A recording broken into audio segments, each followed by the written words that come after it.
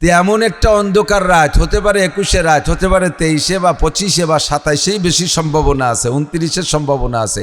এমন একটা অন্ধকার রাত আল্লাহ পাকের কাছে, যেটা মানুষের কাছে অপছন্দের রাত, লাইলাতুল কদর।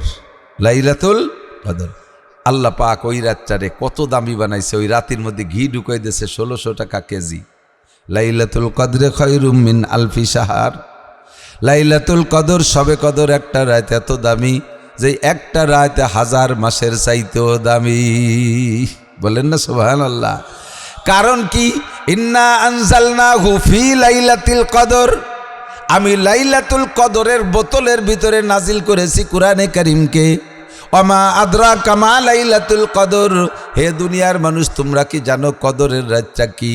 আল্লাহ কয় লাইলাতুল কদরে খায়রুম মিন আলফি শাহর। 1000 মাস ইবাদত করলে যে পরিমাণ নেকি হবে, দিনে ও রাত্রে অবিরাম ইবাদত করবা বিরামহীন। 1000 মাস ইবাদত করলে 84 বছর 4 মাস। এত কাল ইবাদত করলে যেই নেকি, তার চাইতে বেশি নেকি দেয়া হবে একটা রাতের ইবাদতের বিনিময়। কারণ হল ওই রাতের মধ্যে কুরআনে কারীমের 1600 টাকা দামের ঘি ডুইকা রাতটাকে, বোতলটাকে দামি বানাইছে। বছর হয় 12 মাসে, 11 মাসের এক মর্যাদা শাহরু রমাদান আল্লাযী উনজিলা ফীহিল কুরআন। এই 12 মাসের ভিতরে একটি মাসের নাম রমজান মাস। রমজান মাসের দাম কত? মিন 70 ইলা 700 জিফ। নবী পাক বলেন রমজান মাসের দাম অন্য মাসের চাইতে 70 থেকে 700 গুণ বেশি। বলি সুবহানাল্লাহ। সুযোগ যতবার আসবে সুবহানাল্লাহ বলার বলে ফেলবেন, কৃপণতা করবেন না। দাস্তা বাকার আয়াত গরচে বাসাত সারে মার, রেখে দাও কাজে লাগবে যদিও সাপের মাথা। এখন আপনি স্বাভাবিকভাবে সুবহানাল্লাহ বলতেছেন, আল্লাহর কসম সুবহানাল্লাহর ফলাফল যেদিন দেখবেন সেদিন আপনি আফসোস করবেন আর বলবেন, ও রব্বুল আলামিন কত টাইম বসে বসে নষ্ট করেছি, আর একটা বার সুযোগ দাও, বাড়ি বসে গ্রাম দেশে যাই আবার সুবহানাল্লাহ পড়ে আসি। যতবার সুবহানাল্লাহ আলহামদুলিল্লাহ আল্লাহু আকবার বলবেন, অতটা জান্নাতের ভিতরে অতটা গাছ, ফলের গাছ আপনার জন্য লাগানো হবে। যতবার সুযোগ আসবে কলেমা পড়ার পড়বো লা ইলাহা ইল্লাল্লাহ মুহাম্মাদুর রাসূলুল্লাহ তামলা উমা বাইনাস সামাই ওয়াল আরদ।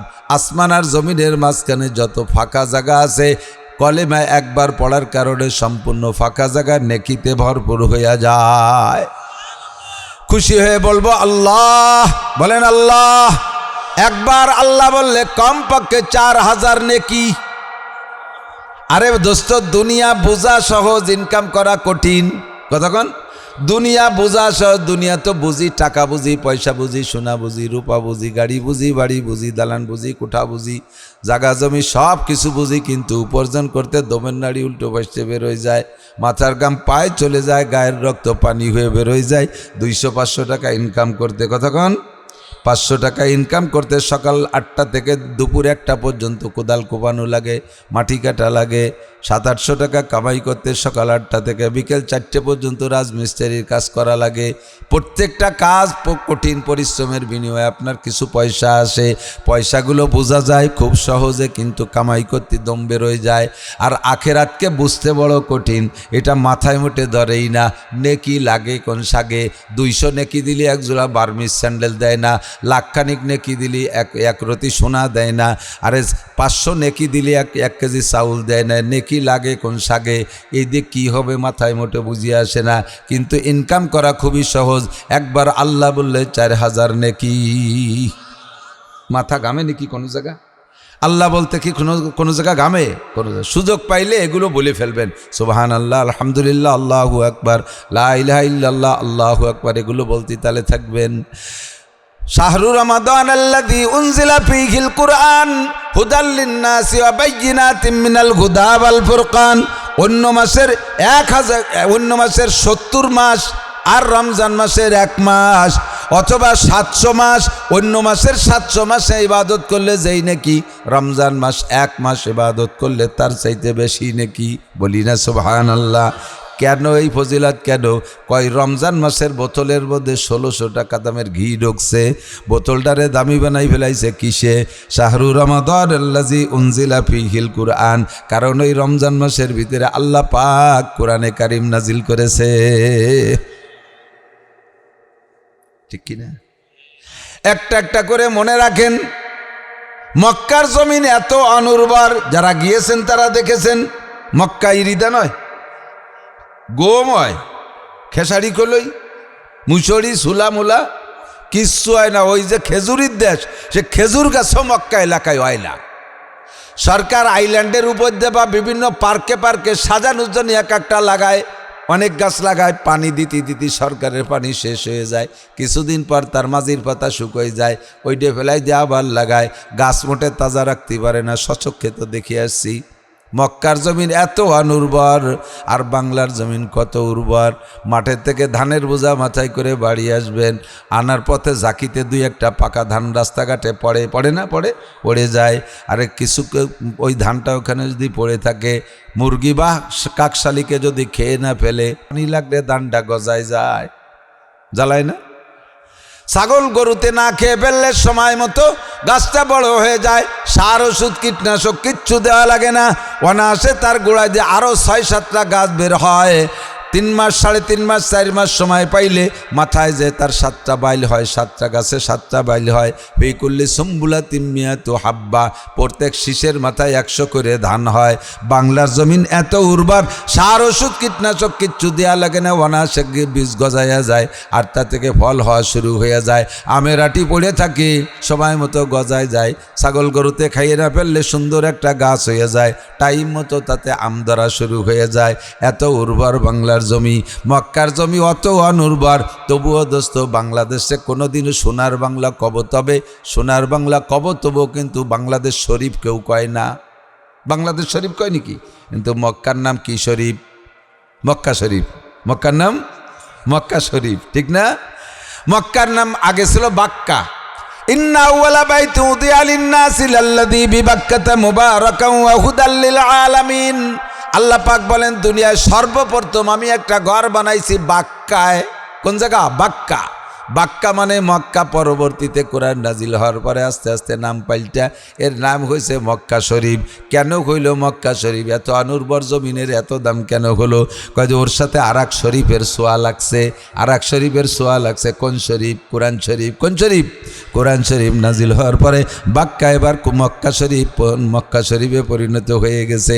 এর মধ্যে 1600 টাকা দামের ঘি ঢুকছে মক্কার জমিনে। কত দামি! সারা পৃথিবীর আশেকিন, জাকিরিন, মুহিব্বিন, পাগল মুসলমানরা জীবনে একটা বার হলেও মক্কা শরীফ যার শখ করে, কি করে না? আপনাদের স্বাদ আছে? মক্কা যার শখ হয় নাকি উড়াকান্দি? ও উড়াকান্দি। কোথায় যাবেন? যাবেন কোন যাবেন? বলেন ইনশাআল্লাহ যাবই। আল্লাহ তৌফিক দাও, বলেন আমিন। মক্কায় যে তলবিয়া পড়বেন, যখন হজে যাবেন, আরাফাতের থেকে মক্কার দিকে রওনা দেয় মুজদালিফার দিকে। মাগরিবের নামাজের আজানের পরে, মানে নামাজ পড়তে হবে না, মাগরিবের আজান হবে তবে নামাজ পড়া যাবে না। নামাজ পড়তে হবে মুজদালিফায় যাইয়ে, আগে মাগরিব তারপরে ঈশা। রাস্তাঘাটে পড়লে হবে না নামাজ, 2 নামাজ একসাথে পড়া লাগে। তো যখন একসাথে এই কোটিখানিক মানুষ 300 ফিট রাস্তা দিয়ে একসাথে রওনা দেয়, হাঁটা লাগে না, খালি পড়িয়ে না গেলি হয়। সোজায় থাকবেন, সবাই আটতেছে, আপনারা গোষ্ঠী নিয়ে যাবে এই জায়গা। এই জায়গায় একসাথে, আর উপর দিয়ে গরম তো খুব, উপর দিয়ে হেলিকপ্টারে এই শিশিরের মতো পানি ছাড়ে মেশিন দিয়ে, আবার পিলারের মাথায় এরকম পাইপ দিয়ে আছে, ঝিরঝির করে শিশিরের মতো পানি ছাড়ে, ঠান্ডা পানি, নইলে মানুষ দম বন্ধ হয়ে যায়, ভীষণ কষ্ট হয়। তো এই একসাথে 1 কোটি মানুষ যখন তলবিয়া পড়ে, হজের তলবিয়া লব্বাইক পড়ে, এ যে কেমন লাগে, এ স্বাদ বুঝাইতে পারবো না। ছোট 5 বছরে বাচ্চারে যেমন বোর স্বাদ বুঝানো যায় না, 5 বছরে পোলা পান্ডে যদি তোরে বিয়ে দেবো, তোর বউ এরকম এরকম, ও কি ওকে বুঝবে কিছু? ও আরো আপনার তোরে বিয়ে দেবো। 25-27 বছরের যুবককে বিয়ের কথা কলি, আর তারা খুব ইন্টারেস্ট পায় না, বউ সম্পর্কে বোঝে, নারীর স্বাদ তাদের ভিতরে আছে। তো ওই হজে না গেলে, তলবিয়া না পড়া পর্যন্ত 5 বছরে পোলার মতো মজাই বুঝবেন না। একবার একটু পড়েন, এই কয়জনে পড়লে দেখবেন কেমন একটা আওয়াজ আসে। আমি বলি, আপনার বলবেন আল্লাহ যদি এই মোহাব্বতের তলবিয়া কবুল করে, হয়তো এইটা নিয়েও যেতে পারে। লব্বাইক, একটু আওয়াজের সাথে, লব্বাইক আল্লাহুম্মা লব্বাইক, লব্বাইক লা শারীকা লাকা লব্বাইক, ইন্নাল হামদা, আওয়াজটা এরকম, ইন্নাল হামদা ওয়ান নি'মাতা লাকা ওয়াল মুলক লা শারীকা লাক। এই কয়জনে কইছি তাই ফাইন লাগছে না? আর 1 কোটি মানুষ যখন পড়ে কেমন যেন সারা আসমান জমিনে এরকম লব্বাইকের গুঞ্জন উঠে গেছে। रहे मेरा मस्कन हवालिए काबा, बने मेरा मदफन दियारे मदीना, वहाँ जलवा फरमा हयातुन नबी है यही ज़ायरीने मज़ारे मदीना, साहिल से लगा दे मेरे इश्क़ों की सफ़ीना, आँखों से दिखा दे मुझे मक्का मदीना। रब्बुल आलामीन জীবনে একটা বার হলিও চোখে তুমি মক্কা মদিনা দেখার তৌফিক দান করো। একবার হজ করে আসার পরে ওই কাবা ঘর চোখে দিকে নামাজ পড়ে আসার পরে বাংলাদেশে আইসা বাকি জীবন যতদিন নামাজ পড়বেন আপনি নামাজে দাঁড়ানোর সঙ্গে সঙ্গে আপনার চোখের সামনে ওই কাবা ঘরটা ভেসে পড়বে। রসুলের রওজায় যে সালাম দেবেন, আসসালাতু ওয়াসসালামু আলাইকা ইয়া রাসূলুল্লাহ, আসসালাতু ওয়াসসালামু আলাইকা ইয়া হাবিবাল্লাহ, মনে হচ্ছে যেন আপনি সালাম দিচ্ছেন আর নবী পাক উত্তর দিচ্ছে। আপনি যদি সেই দিল নিয়ে দাঁড়ান মনে হবে যেন নবী পাকের জবানের উত্তরটা আপনি শুনতেছেন। অনুর্বর মক্কার জমিন, কোনো গাছপালা সুন্দর হয় না। এই মক্কার দাম সারা পৃথিবীতে আশিকিন জাকিরিন মুহিব্বিনদের কাছে কত হইয়া গেছে, আর আল্লাহ বাস্তব দামি বানাই দিয়েছে কেমন। সারা পৃথিবীতে মক্কার জমিনের চাইতে কাবা ঘরের পাশের যে জায়গাগুলো এর চাইতে জাগতিকভাবেও জমি হিসেবে দামি জমি পৃথিবীতে কোথাও নাই। ওরে আমেরিকার হোয়াইট হাউসেও নাই, নিউ ইয়র্কের কোথাও নাই, সারা পৃথিবীর কোনো জায়গার দাম অমন নাই। 1 বিঘে জমি কিনতে 1 বিঘে স্বর্ণ লাগবে। 1 ফুট জমি কিনতে 1 ফুট স্বর্ণ লাগবে, তাও পাবেন না। এখন সব ভাঙ্গে তছনছ করে বিল্ডিং সব দূরে দূরে সরাই দিয়ে মালিকানা বিল্ডিং হেরেম শরীফের বাউন্ডারির মধ্যে নিয়ে আসতেছে। দৈনন্দিন হাজি বাড়তিছে। এক জামাতের সাথে বর্তমানে 30 লক্ষ মুসল্লি নামাজ পড়তে পারে। তাতেও কুলোয় না। এবার আরও সম্প্রসারণের জন্য এখন 1 বিঘের জায়গায় 1 বিঘে স্বর্ণ দিলেও সরকার আপনার কাছে বিক্রি করবে না, এত দামি আল্লাহ বানাইছে। কিসের কারণে? ওর মধ্যে 1600 টাকা দামের ঘি ঢুকছে। কথা কন? শারফুল মাকানে বিল মাকিন। যতদিন নবী মদিনায় যান নাই, মদিনার নাম ছিল ইয়াসরিব, যেমন মক্কার নাম ছিল বাক্কা। কুরআন শরীফের পরে মক্কা শরীফ, এবার মদিনার নাম ছিল ইয়াসরিব। নবী পাক কুরআন নিয়ে যখন মদিনায় গিয়েছে, এবার মদিনায় কুরআন নাজিল হওয়া শুরু হয়ে গেল। এবার ইয়াসরিবের নামও হয়ে গেছে মদিনা শরীফ। ও জায়গায় এই শরীফের ছোঁয়া লাগে, সেটাও শরীফ হয়ে গেছে। শারফুল মাকানে বিল মাকিন। এখানে নামাজ পড়লে 1 রাকাতে 1 লক্ষ রাকাতের নেকি, মদিনায় যে নামাজ পড়লে 1 রাকাতে 1000 রাকাতের নেকি। কোরআন শরীফ সর্বপ্রথম নাজিল হয়েছে জাবালে নূর। হাজি সাহেবরা দেখে আসছেন জাবালে নূর। গারে হেরার মধ্যে ঢুকতে পারেন নাই, বৃদ্ধ হয়ে বুড়োকালে যারা হজে গেছেন যাইতে পারবেন না। ও উপরের দিক তাকাইলে আপনার হাঁটু কাঁপা শুরু হয়ে যাবে। আল্লাহর রহমতে আমি সময় মতো একবার যে ভিতরে গুহার ভিতরে ইশরাকের নামাজ পড়ে আসছি। ও জায়গা বসলে ইশরাকের নামাজ পড়িয়া ও জায়গা বসলে গুহার মধ্যে বসলে মনে হয় যেন জিব্রাইল আমার সাথে দেখা করতে আসবে, এমন একটা ভাব সৃষ্টি হয়ে যায় আল্লাহর পক্ষ থেকে। এমন একটা মজার জায়গা। ওই জায়গায় আয়াত নাজিল হয়েছে মাত্র 5টা। ইকরা বিসমি রাব্বিকাল্লাযী খলাক, খলাকাল ইনসানা মিন আলাক, ইকরা ওয়া রাব্বুকাল আকরাম, আল্লাযী আল্লামা বিল কলাম, আল্লামাল ইনসানা মা লাম ইয়ালাম। এই 5টি আয়াত নাজিল হয়েছে। এরপরে আর নবী পাক কখনো গারে হেরায় গেছে বলে ইতিহাসে পাওয়া যায় না। 5 আয়াত নিয়ে নেমে চলে আসছেন। বাকি আয়াতগুলো মক্কা মদিনার বিভিন্ন জায়গায় অবস্থানকালে নাজিল হয়েছে। ওই গারে হেরায় মাত্র 5টি আয়াত নাজিল হয়েছে। পাহাড়টার নাম জাবালে নূর। এই জাবালে নূরের কাছে যদি জিজ্ঞাসা করেন, ও জাবালে নূর, তোমার মধ্যে যে 5টি আয়াত নাজিল হয়েছে, ওই 5টি আয়াত তুমি তিলাওয়াত করে শোনাও, পাহাড়ে কি শুনাইতে পারবে? কথা বলেন, পারবে? কোনোদিনও পারবে না। ওই 5টি আয়াত নবী পাক নিয়ে চলে আসছেন। শুধুমাত্র 5টি আয়াত নাজিল হওয়ার কারণে সারা পৃথিবীর সমস্ত হাজিরা মক্কায় যাইয়া সর্বপ্রথম জাবালে নূর দেখতে যায়, যেখানে ওহী নাজিল হয়েছে ওই পাহাড়টা আমি দেখব। পাহাড়টা এত সম্মানীয় এত দামি হয়েছে, এর কারণ হলো ওর মধ্যে 1600 টাকা দামের ঘি ঢুকছে। আল্লাহর কোরআন নাজিল হয়েছে, কথা কন ঠিক কি ঠিক না? এবার একটু সাক্ষী দেন, পাহাড়ের ভিতরে 5টি আয়াত নাজিল হওয়ার কারণে এই পাহাড়টাকে যদি দর্শনীয় বস্তু হয়, পাহাড়টা যদি দর্শনীয় জায়গা হয়, তার যদি এমন সম্মান আর ভালোবাসা হয়, যেই হাফেজে কোরআনের ভিতরে 30 পারা কোরআন শরীফ ঢুকানো আছে। আরেকবার 5টি আয়াত নাজিল হয়েছে জাবালে নূরের ভিতরে। জাবালে নূর তা মুখস্থ করে রাখে নাই। আরে নাজিল হওয়ার কারণে যদি সে এত সম্মানী আর এত দামি হইতে পারে, তাহলে 30 পারা কোরআন শরীফ যে হাফেজের সিনার মধ্যে, যে আলেমের সিনার ভিতরে, যেই পুরুষের সিনার মধ্যে, যেই মহিলার সিনার মধ্যে, ওই মহিলার দাম, পুরুষের দাম, হাফেজের দাম, আলেমের দাম জাবালে নূরের চাইতে লক্ষ কোটি গুণ বেশি হওয়া দরকার কিনা? অবশ্যই দরকার। জাবালে নূর জান্নাতে যাবে না, জাবালে নূর জান্নাতে যাবে না, কিন্তু হাফেজ আলেম কোরআনওয়ালা জান্নাতে যাবে। জান্নাতে যাওয়ার পরে তার মর্যাদাও কেমন হবে? ইকালু লি সাহিবিল কোরআন, আল্লাহ পাক কোরআনওয়ালাকে বলবে ইকরা বারতাকি, পড়তে রহো, চড়তে রহো, ফাইন্না মানজিলাকা ইনদা আখিরি আয়াতিন তাকরাউহা। যতগুলো আয়াত তুমি এখানে পড়ে শুনাইতে পারবে, তোমার জান্নাতের মধ্যে বিল্ডিং অততলা বিশিষ্ট হবে। হাফেজে কোরআন দুনিয়ায় যতবার কোরআন কারিম তিলাওয়াত করবে, আমার দিক যতবার কোরআনে কারিম তিলাওয়াত করবে, একজন হাফেজ পূর্ণ 30 পারা কোরআন শরীফকে পরিপূর্ণ মুখস্থ করার জন্যে সর্বনিম্ন 1000 খতম দেওয়া লাগে। 1000 খতমের আগে তার পুরো ইয়াদ হয় না। এই 1000 খতম মানে 1000 অততলা বিশিষ্ট দালান তার জান্নাতের মধ্যে হইয়া গেছে। এবার হাফেজে কোরআন যদি তার এততলা বিল্ডিং, এতগুলো দালানের মধ্যে বসবাস করে, তার গরিব মূর্খ আব্বা মা কি রাস্তাঘাটে পড়িয়ে থাকতে দেবে তারে? আব্বা মাগরে দেশে ওই রাস্তার পাশে পলিথিনটা নাইয়ে সাবলা হয়ে নেথাও। আর সেই বাপের ছেলে এই 6666 তালা দালান পাইছে 1000 পিস। ছেলে এত বড় দালানে থাকবে আর বাপ ওই বস্তিতে ফেলানো থাকবে? অবশ্যই সংগ্রহ করে নিয়ে আসবে। বরঞ্চ কেমন সংগ্রহ করবে?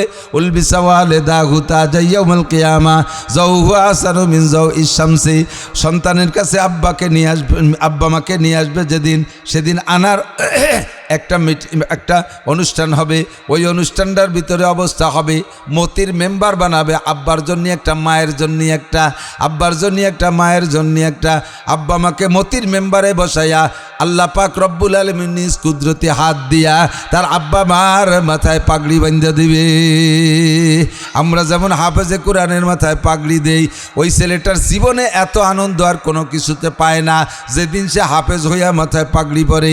আর হাফেজে কোরআনের আব্বা মাকে জান্নাতের ভিতরে আল্লাহ পাক নিজ কুদরতি হাত দিয়ে নূরের পাগড়ি পরাইয়া দিবে। কেউ ফতে ফেলানো থাকবে না। আল্লাহু আকবার দোস্ত।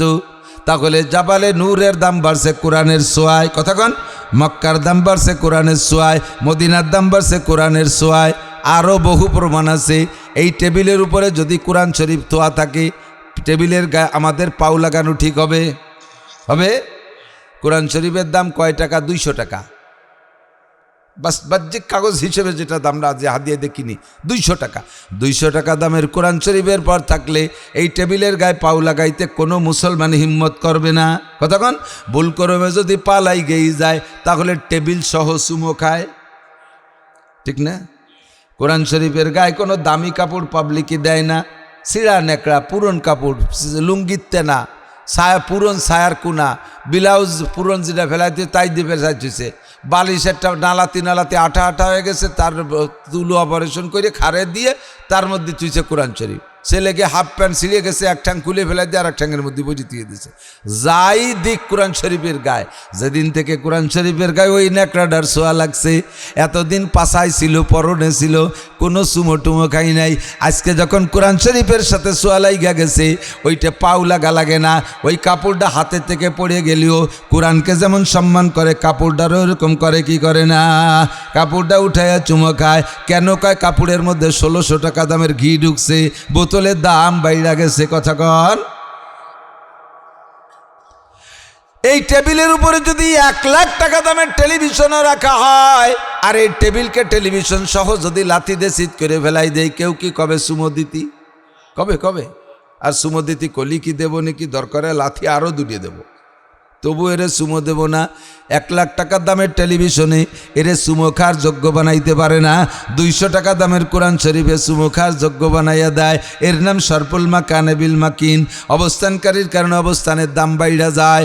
ও দোস্ত, ভালো করে মনে রাখো যুবক, তুমিও যদি কোরআন পড়নেওয়ালা হও, আমার বুড়ো বাবারা কোরআন পড়নেওয়ালা হন, আমার সমসাথী ভাইরা কোরআন পড়নেওয়ালা হন, আমার মা ও বোনরা কোরআন পড়নেওয়ালা হন, পড়নেওয়ালি হন, আপনার মধ্যে কোরআন ঢোকার পরে আপনার দামও তেমনই বাইরা যাবে, আপনার দাম এরকম বেড়ে যাবে। মাটিরে যদি দামি বানাইতে পারে, কাঠরে যদি চুমো খাওয়ার যোগ্য বানাইতে পারে, সিরা নেকড়ারে যদি কোরআনে চুমো খাওয়ার যোগ্য বানাইতে পারে, তাহলে মানুষ আশরাফুল মখলুকাত, আগের থেকেই তারা দামি, সৃষ্টির সেরা মানব জাতি, সবচাইতে সম্মানী মানব জাতি। আল্লাহ কয় ওয়ালাকাদ কাররামনা বানি আদম, তোমাদের মধ্যে আমি বনি আদমকে সবচাইতে সম্মানী করে বানাইছি। এমনিতেই আপনারা সম্মানী, এরপরে যদি কোরআনে কারিম ভিতরে ঢুইকা যায়, আপনার দাম হবে হাজার হাজার কোটি গুণ দামি। আল্লাহ পাক বলেন ইরফাইল্লাহুল্লাযীনা আমানু মিনকুম, আমার কাছে দুনিয়ার কোনো চেয়ারম্যান, মেম্বার, এমপি, মন্ত্রীদের কোনো ভ্যালু নাই, ডিসিএসপি কোনো এদের কোনো ভ্যালু নাই। আমার কাছে বিজ্ঞানী, ডাক্তারের কোনো দাম নাই, কোনো মূল্য নাই। আমার কাছে দামি হলো সবচাইতে সম্মানী দামি ইরফাইল্লাহুল্লাযীনা আমানু মিনকুম, তোমাদের মধ্যে যারা ঈমানদার তারা সবচাইতে দামি। আর ঈমানের সাথে ওয়াল্লাযীনা উতুল ইলমা দারাজাত, যাদেরকে কোরআনের ইলম দান করা হয়েছে। কি হয়েছে? লোকজন এদিক চাইয়ে থাকে, আমি তো বুঝতেছি না। এই পোলাপানে ফাইজলে মেরে তাই যদি দেখেন, তা আমাকে ডাকিয়েছেন কি তিনি? আহা, দুঃখের বিষয়। ইরফাইল্লাহুল্লাযীনা আমানু মিনকুম, তোমাদের মধ্যে সবচাইতে দামি যারা ঈমানদার। বলেন কারা দামি? কারা দামি? ডোনাল্ড ট্রাম্পের ঈমান আছে, আমেরিকার প্রেসিডেন্ট ডোনাল্ড ট্রাম্প, ওই টেম্পুর ঈমান আছে, নেতানিয়াহুর আছে, নরেন্দ্র মোদির আছে, অং সান সুচির আছে, জেলোনেস্কির আছে, চীনের প্রেসিডেন্ট কিরা? চীনের প্রেসিডেন্ট কাশাই মোদি, শি জিনপিং, তারপরে রাশিয়ার প্রেসিডেন্ট ভ্লাদিমির পুতিন। একে কের ঈমান নাই? এরা তো বিশ্বের বর্তমানে শীর্ষ নেতা। সারা পৃথিবীর বেঈমান নেতাকে এক পাল্লায় রাখবেন, আর এই খাগড়াবাড়ির সবচাইতে গরিব একটা ফকির মুসলমান মোমেন, তারে আর এক পাল্লায় রাখবেন। আল্লাহর কাছে হাসরের মাঠে দেখবেন ওজন কোন দিক বেশি। ওগুলো বস্তা ভরা গার্মেন্টসের তুলো, আর এই মোমেন ডালে 1 মুঠ সোনা। 1 মুঠ সোনার দাম বেশি না 1 বস্তা তুলোর দাম বেশি? 1 মুঠ সোনা বেশি হয়ে যাবে না? 1 মুঠ সোনা 4-5 ভরি সোনা 1 মুঠির মধ্যে রাখা যায়। তাহলে 1 মুঠ সোনা, 1 ভরি স্বর্ণের দাম 2,26,000 টাকা। 1 মুঠ স্বর্ণ 5 ভরি স্বর্ণ কয় লাখ টাকা হয়ে যাবে? 10-11-12 লাখ টাকা হবে। আর 1 বস্তা তুলো যত বড় বস্তা বানান, কয়টা হবে?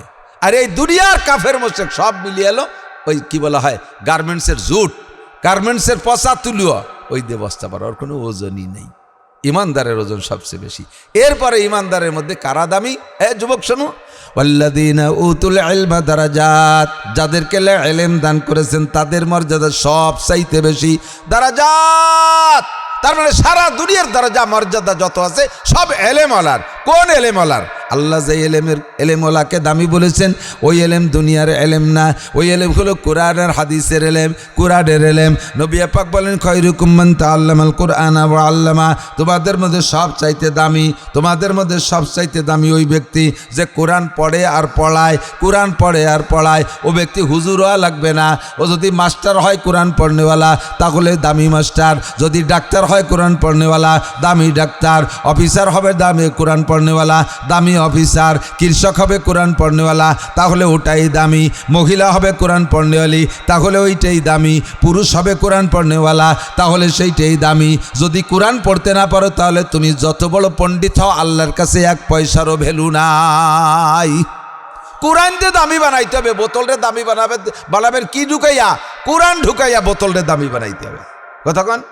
এক বড় পণ্ডিত, বড় শিক্ষিত, নদী পার হবে, খেয়াঘাটে যাইয়া বসে রয়েছে, খেয়ালা উপার যাই, আর উপারের তেপার আসার যাত্রী নাই, ও খেয়ার পর বসে বিড়ি একটার পর একটা ধরাচ্ছে খাচ্ছে। এখন ভদ্রলোক ডাকতেছে খুব টেডি ভাষায়, উচ্চ শিক্ষিত, ও হে কর্ণধর তরি তরে তরাও। কর্ণধর মানে খেয়ালা, ওর ছাতায়ও বোঝে না কোনোদিন যে কর্ণধর মানে কি। ও কি অত বড় ডাঠের বাংলা বোঝে নাকি? এনি ডাইকেই যাচ্ছে, ও শোনেই না, বোঝেই না। ও জানে না যে কর্ণধার মানে খেয়ালা, আর তরি মানে নৌকো, তরে মানে কিনারে, তরাও মানে নিয়ে আসো। এসে কিছু বুঝতে বিড়ির পর বিড়ি খাইয়ে উনি মানে কাঠে ডেই বেড়াচ্ছে। এর মধ্যে এই পাশের এক কৃষক আছে, ভাইজান আপনি কী কন? কয় যে কর্ণধরকে ডাকছি, সে আসছে না। কয় ওইভাবে ডাকলি জীবনে আসবে না, আনে খিয়াই নিয়ে দিচ্ছি, দাঁড়ান। অমকের বেটা অমক, উপার বসে তোর বাপের এই উঠতেছিস, তাড়াতাড়ি এই বেটা কর্ণেরতে বসে রয়েছে, তাড়াতাড়ি খেয়া নিয়ে চলিয়েছে। এনি কই জাল্লা এত ভালো হয়ে ডাকলাম তাই আসলো না। আরে মোটা মোটা বকানি দিলে তাইতে লেয়া পড়া না, সে কাজানি সে আনি ভালো ছিল, তাহলে খেয়া ভারতী হতে অনেক আগে। আসার পরে এবার খেয়ায় উঠছে, তো কদ্দূর যাওয়ার পরে নৌকা নিয়ে ভাসানোর পরে বলছে, ও হে কর্ণধর, তুমি কি বাংলা লেখাপড়া জানো? কয় স্যার বাংলা যদি দুই এক লাইন জানতাম তাহলে কি খেয়া পাইয়ে বেড়াতাম নাকি, যে কোনো একটা কাজ বাজ করতাম, বাংলা জানি না। তাহলে তোমার জীবন চার আনাই মিছে, শুদ্ধ ভাষা তোমার জীবন চার আনাই মিছে। খেয়াল কয় জীবন ভরে খেয়া বললাম, কেউ তো ইয়ে করলো না, এ কোন বেকায়দারটা উঠেছি নৌকায়। কদ্দূর যাওয়ার পর, ও হে কর্ণধর, তুমি কি অঙ্ক জানো? কয় স্যার অঙ্কই যদি একটু জানতাম, আমি এই 20-22টা গুনতে পারি, এর চেয়ে বেশি কামাই হয় না, ওই চেয়ে উপরে গুনিও আমার লাভ নাই, অসুই নেই কোনো দিন। তাহলে তোমার জীবন 8 আনাই মিশিয়ে। ও কয় জাল্লা এ কোন সর্বনাশের ফালাই বললাম, আগে চাইরে না ফিরে 8 আনা, ওরে তো বেশিক্ষণ কেয়ার রাখলি পরে আমার শেষ করে দিবে না। কদ্দূর যে বলতো, ও হে কর্ণধর, তুমি কি ইংরেজি জানো? কয় স্যার আমার গোষ্ঠীতেও কেউ ইংরেজিতে আলিফও জানে না, এক অক্ষরও জানে না। আমরা যদি এই 3-4 পদে লেখাপড়া জানতাম তাহলে কি খেয়া বইয়ে বেড়াই নাকি, কত চাকরি বাকরি। এবার ভদ্রলোক বলতে, তাহলে তোমার জীবন 12 আনাই মিশিয়ে, বাংলায় চাইরে না, অঙ্কে চাইরে না, ইংরেজিতে আর চাইরে না, তে চাইরে 12 আনা। এমনও চুপ করে রয়েছে, আল্লাহ কোনো মতে নামাতে পারিনি, আজ চাইরে না আছে, ও তো ফিরে ধাক্কা মারে শেষ করে দিবে রে। এই কইতে কইতে মাঝ নদীতে যাইয়ে আকাশে তুমুল মেঘ আর ছাড়ছে ঝড়, ক্যাইসা ঢেউ। তো এতক্ষণ খরার মধ্যে দিয়ে বেয়ে বেড়াইছে, এখন যখন আকাশে মেঘ করছে, একটু ঠান্ডা হয়েছে, খেয়ালা বইটিয়া ডিল দিছে, আস্তে আস্তে যাই। এখন ভদ্রলোক আছে, কর্ণধর তাড়াতাড়ি নৌকা বাও, আকাশে মেঘ করেছে। কয় তাতে অসুবিধে কি স্যার? কয় যে নৌকা ডুবে যাবে। কয় অসুবিধে কি, সাঁতার কেটে উপর চলে যাবো। কয় আমি তো সাঁতার কাটতে জানি না। যখন কইছে আমি সাঁতার কাটতে জানি না, খেয়াল কয় তোর জীবন 16 আনাই মিশিয়ে, তোর জীবন। আমার তো 4 আনা আছে, এই 4 আনা দিয়ে আমি 7টাই উপর যাবো, তোর 12 আনা দিয়ে তুই উপর যাতে পারবে, তোর 16 আনাই মিশিয়া। মরবি বানিতে চুবনি খাইয়া, তোর পেট কাকশগুনি খুঁচিয়ে খুঁচিয়ে খাবে, উবুতে থাকবি, কাকশগুনি তোর ভাষা খুঁচিয়ে খুঁচিয়ে খাবে, তুই উবার যাতে পারবি না, তোর জীবন 16 আনাই মিশে। কতক্ষণ IA pass, BA pass, MA pass, ডাক্তার, ইঞ্জিনিয়ার, এমপি, মন্ত্রী, ডিসি, এসপি, ওসি, টিওনো, দুনিয়ার সব সার্টিফিকেট অর্জন করেছো, 12 আনা পর্যন্ত গেছো। বাকি 4 আনা যে রয়েছে, ওই 4 আনাই 16 আনা। সেই 4 আনা হলো কোরআন শিক্ষা। সেই 4 আনা কি? তুমি কি পাস? MA pass. কোরআন পড়তে পারো? কয় না, ধরছিলাম তা ছুটিয়ে গেছে। ছোটবেলা মক্তবেতে কোরআন শরীফ ধরছিল, ধরাই দেয় না, কয় না কোরআন শরীফ ধরছিলাম, পরে বাংলা ইংরেজি ভর্তি ভর্তি তা ছুটিয়ে গেছে। তোমার জীবন 16 আনাই মিশে। ফাসাউফা তারা ইজান কাশাফাল গুবারো আফারাসুন তাহতা রিজলিকা আম হিমারো। আরে অন্ধকার কেটে গেলে বুঝবা, অন্ধকার একদিন কাটবে। মর্দমারা সর্বসরদার খাবেদা গাছতে বেদারা কেউ রফত আজজাহা। দুনিয়ায় যতক্ষণ আছেন অতক্ষণ ঘুমিয়ে আছেন, আমার দিক, দুনিয়ায় যতক্ষণ আছেন অতক্ষণ ঘুমিয়ে আছেন। ঘুমন্ত মানুষ যেমন কিছুই দেখে না, আপনিও তেমন কিছুই দেখছেন না। চক্ষু বন্ধ করে কবরে যাওয়ার পরে আপনার চোখ খুলে যাবে, সজাগ হয়ে যাবেন। মুনকার নেকিরও দেখবেন, কিরামান কাতিবিন দেখবেন, জান্নাতও দেখবেন, জাহান্নামও দেখবেন। ওই দিন দেখে চিৎকার মেরে কাজ হবে না। কবরে যেয়ে বলবেন রব্বানা আখরিজনা মিনহা, আল্লাহ আর একটা বারে কবর থেকে বের করে দাও। আল্লাহ বলবেন কেন বের করে দিলে কি করবি? কয় না আমালু কুন্না গায়রাল্লাযী কুন্না নামাল, ওই আমলগুলো করব যেগুলো কোনোদিন করি নাই। কোরআন পড়তে বলা হয়েছিল, পড়ি নাই, পড়ে আসবো। হাদিস শুনতে বলা হয়েছে, শুনি নাই, শুনে আসবো। নামাজ পড়তে বলা হয় নাই, পড়ে আসবো। যত আমল ত্রুটি হয়েছে সব ঠিক করে আসবো। রব্বানা আখরিজনা মিনহা, একটা বার বের করে দাও। আল্লাহ বলবেন ইকসাউ ফিহা ওয়ালা তুকাল্লিমুন, এই জায়গা পড়ে থাকবে, আমার সাথে মর্মে কোনো কথাই বলবি না। এমন কোনো সিস্টেম আমার হাতে জগতে আমি রাখি নাই, একবার মরার পরে আবার তাকে দুনিয়ায় ফিরেই দেওয়া হবে, এরকম কোনো ব্যবস্থা আমি রাখি নাই। এইটাই তোমার আখিরাতের জিন্দেগি, চলতে থাকবে, যাহা করেছো তাহাই তোমার ফল পাইবা। আলাম ইয়াতিকুম নাজির, তোমাদের কাছে কি আমার পক্ষ থেকে বক্তারা যায় নাই? নাজির মানে ভীতি প্রদর্শক। আমার পক্ষ থেকে কি উলামা ইকরাম তোমাদেরকে এইগুলো বলে নাই? নামাজ পড়লে এই লাভ, না পড়লে এই লস, কোরআন পড়লে এই লাভ, না পড়লে এই লস, হালাল খাইলে এই লাভ, হারাম খাইলে এই লস, জেনা করলে গুনাহ করলে এই লস, ইবাদত করলে এই লাভ, এগুলো কি তোমাদেরকে বলে নাই? তখন তো আল্লাহর সামনে ধরা পড়ে যাবেন, স্বীকার করতে বাধ্য হবেন, বলবেন ক্বালু রাব্বানা গালাবাত আলাইনা শিকওয়াতুনা ওয়া কুন্না কওমান দাল্লিন। ও আল্লাহ, আমাদের কপাল পোড়া দুর্ভাগ্য, আমাদের কপাল পোড়া, আমাদের এই পোড়া কপালেটা আমাদের প্রাধান্য লাভ করেছেন। আল্লাহ আমাদের কাছে গিয়েছিল, ক্বালু বালা কাদ জানা নাযির, আমাদের কাছে ভীতি প্রদর্শক এসেছিলেন। ফাকাযযাবনা ওয়া কুলনা মা নাযালাল্লাহু মিন শাই। হুজুররা কোরআন হাদিস পড়ে বলতো, আর আমরা বলতাম যেগুলো হুজুররা বানায় বানায় কয়, হুজুররা এগুলো বানায় বানায় বলে, আসমান থেকে কিছুই নাজিল হয় নাই। এখন তো দেখি রব্বানা আবসারনা ওয়া সামি'না ফারজিনা না'মাল সালিহান ইন্না মুকিনুন। এখন তো দেখতেছি সবই আছে, সবই সত্য, আর একটা বার পেরে পাঠিয়ে দাও, আমি সব আমল সঠিক করে আসব। আল্লাহ পাক বলবেন কাল্লা, আর কখনো সম্ভব হবে না। আল্লাহর কসম, কোরআনের আয়াত পড়ছি, আমি তরজমা বলছি, মিথ্যে বললে কিয়ামতে আমারও পাছার চামড়া থাকবে না। যাহা কোরআনে বলেছে তাই শুনাই দিলাম বাজান। যদি মুসলমানের সন্তান হয়ে থাকেন, আখিরাতকে যদি বিশ্বাস করেন, যা বলেছি কথাগুলো মনে রাখবেন। এখন থেকে জিন্দেগির স্টার্টিং ঘুরানোর চেষ্টা করেন। আপনাকে কবরে IABM এ জিজ্ঞেস করবে না, কোনো একটা ইংরেজি SMS এ জিজ্ঞেস করা হবে না, ইংলিশ কোনো গ্রামার জিজ্ঞেস করা হবে না, দুনিয়ার অর্থনীতি জিজ্ঞেস করা হবে না, আপনি MP মন্ত্রী চেয়ারম্যান মেম্বার হয়েছিলেন কিনা এটা জিজ্ঞেস করা হবে না, কত বিঘে জমির মালিক হয়েছিলেন জিজ্ঞেস করা হবে না, বিয়ে কয়টা করেছিল, ছেলে মেয়ে কয় ডজন বানাইছো তা জিজ্ঞাসা করা হবে না। আপনাকে জিজ্ঞেস করা হবে মার রব্বুকা, রব তোমার কে, ওমা দীনুকা, তোমার ধর্ম কি ছিল, ওমান হাদার রাজুলুল্লাযী বুইসা ফীকুম, তোমাদের নবীকে তুমি কি চিনতে নাকি, নবীর সাথে কোনো সম্পর্ক আছে নাকি? খোদার কসম প্রশ্ন কিন্তু এই তিনটে হবে। এই তিনটে আপনি কাগজে লিখে নিয়ে গেলে ওই দিন পড়ে শোনাইতে পারবেন না, যদি জাগতিকভাবে তিনটের সাথে সম্পর্ক না থাকে, তিনটের পর যদি আমল না থাকে, রবকে রব বলে স্বীকার করে আল্লাহ সেই কথার পর অটল থাকা। রব মানে প্রতিপালক, বলেন রব মানে, রব মানে প্রতিপালক। প্রতিপালকে খালি মুখে কইলেই হবে না, প্রতিপালক বোঝেন। আমার জিন্দেগির শুরু থেকে শেষ পর্যন্ত যখন যা যে বয়সে যেমন প্রয়োজন, ব্যক্তি পার্থক্যে, সময়ের পার্থক্যে, ব্যক্তি পার্থক্যে, যা যেমন যখন দরকার সব কিছু পরিবেশন করতে পারে কে? মায়ের পেটে থাকতে যা খাইছি, এটা আল্লাহ ছাড়া ওই সিস্টেমে কেউ খাইতে পারে না। মায়ের মাসিকির রক্ত খাওয়াই আল্লাহ বাঁচাইছে, তা সেট করে দিয়েছে নাভির সাথে, কি সুন্দর একটা পাইপ দিয়ে। এটা দুনিয়ার কোনো মানুষ পারবে?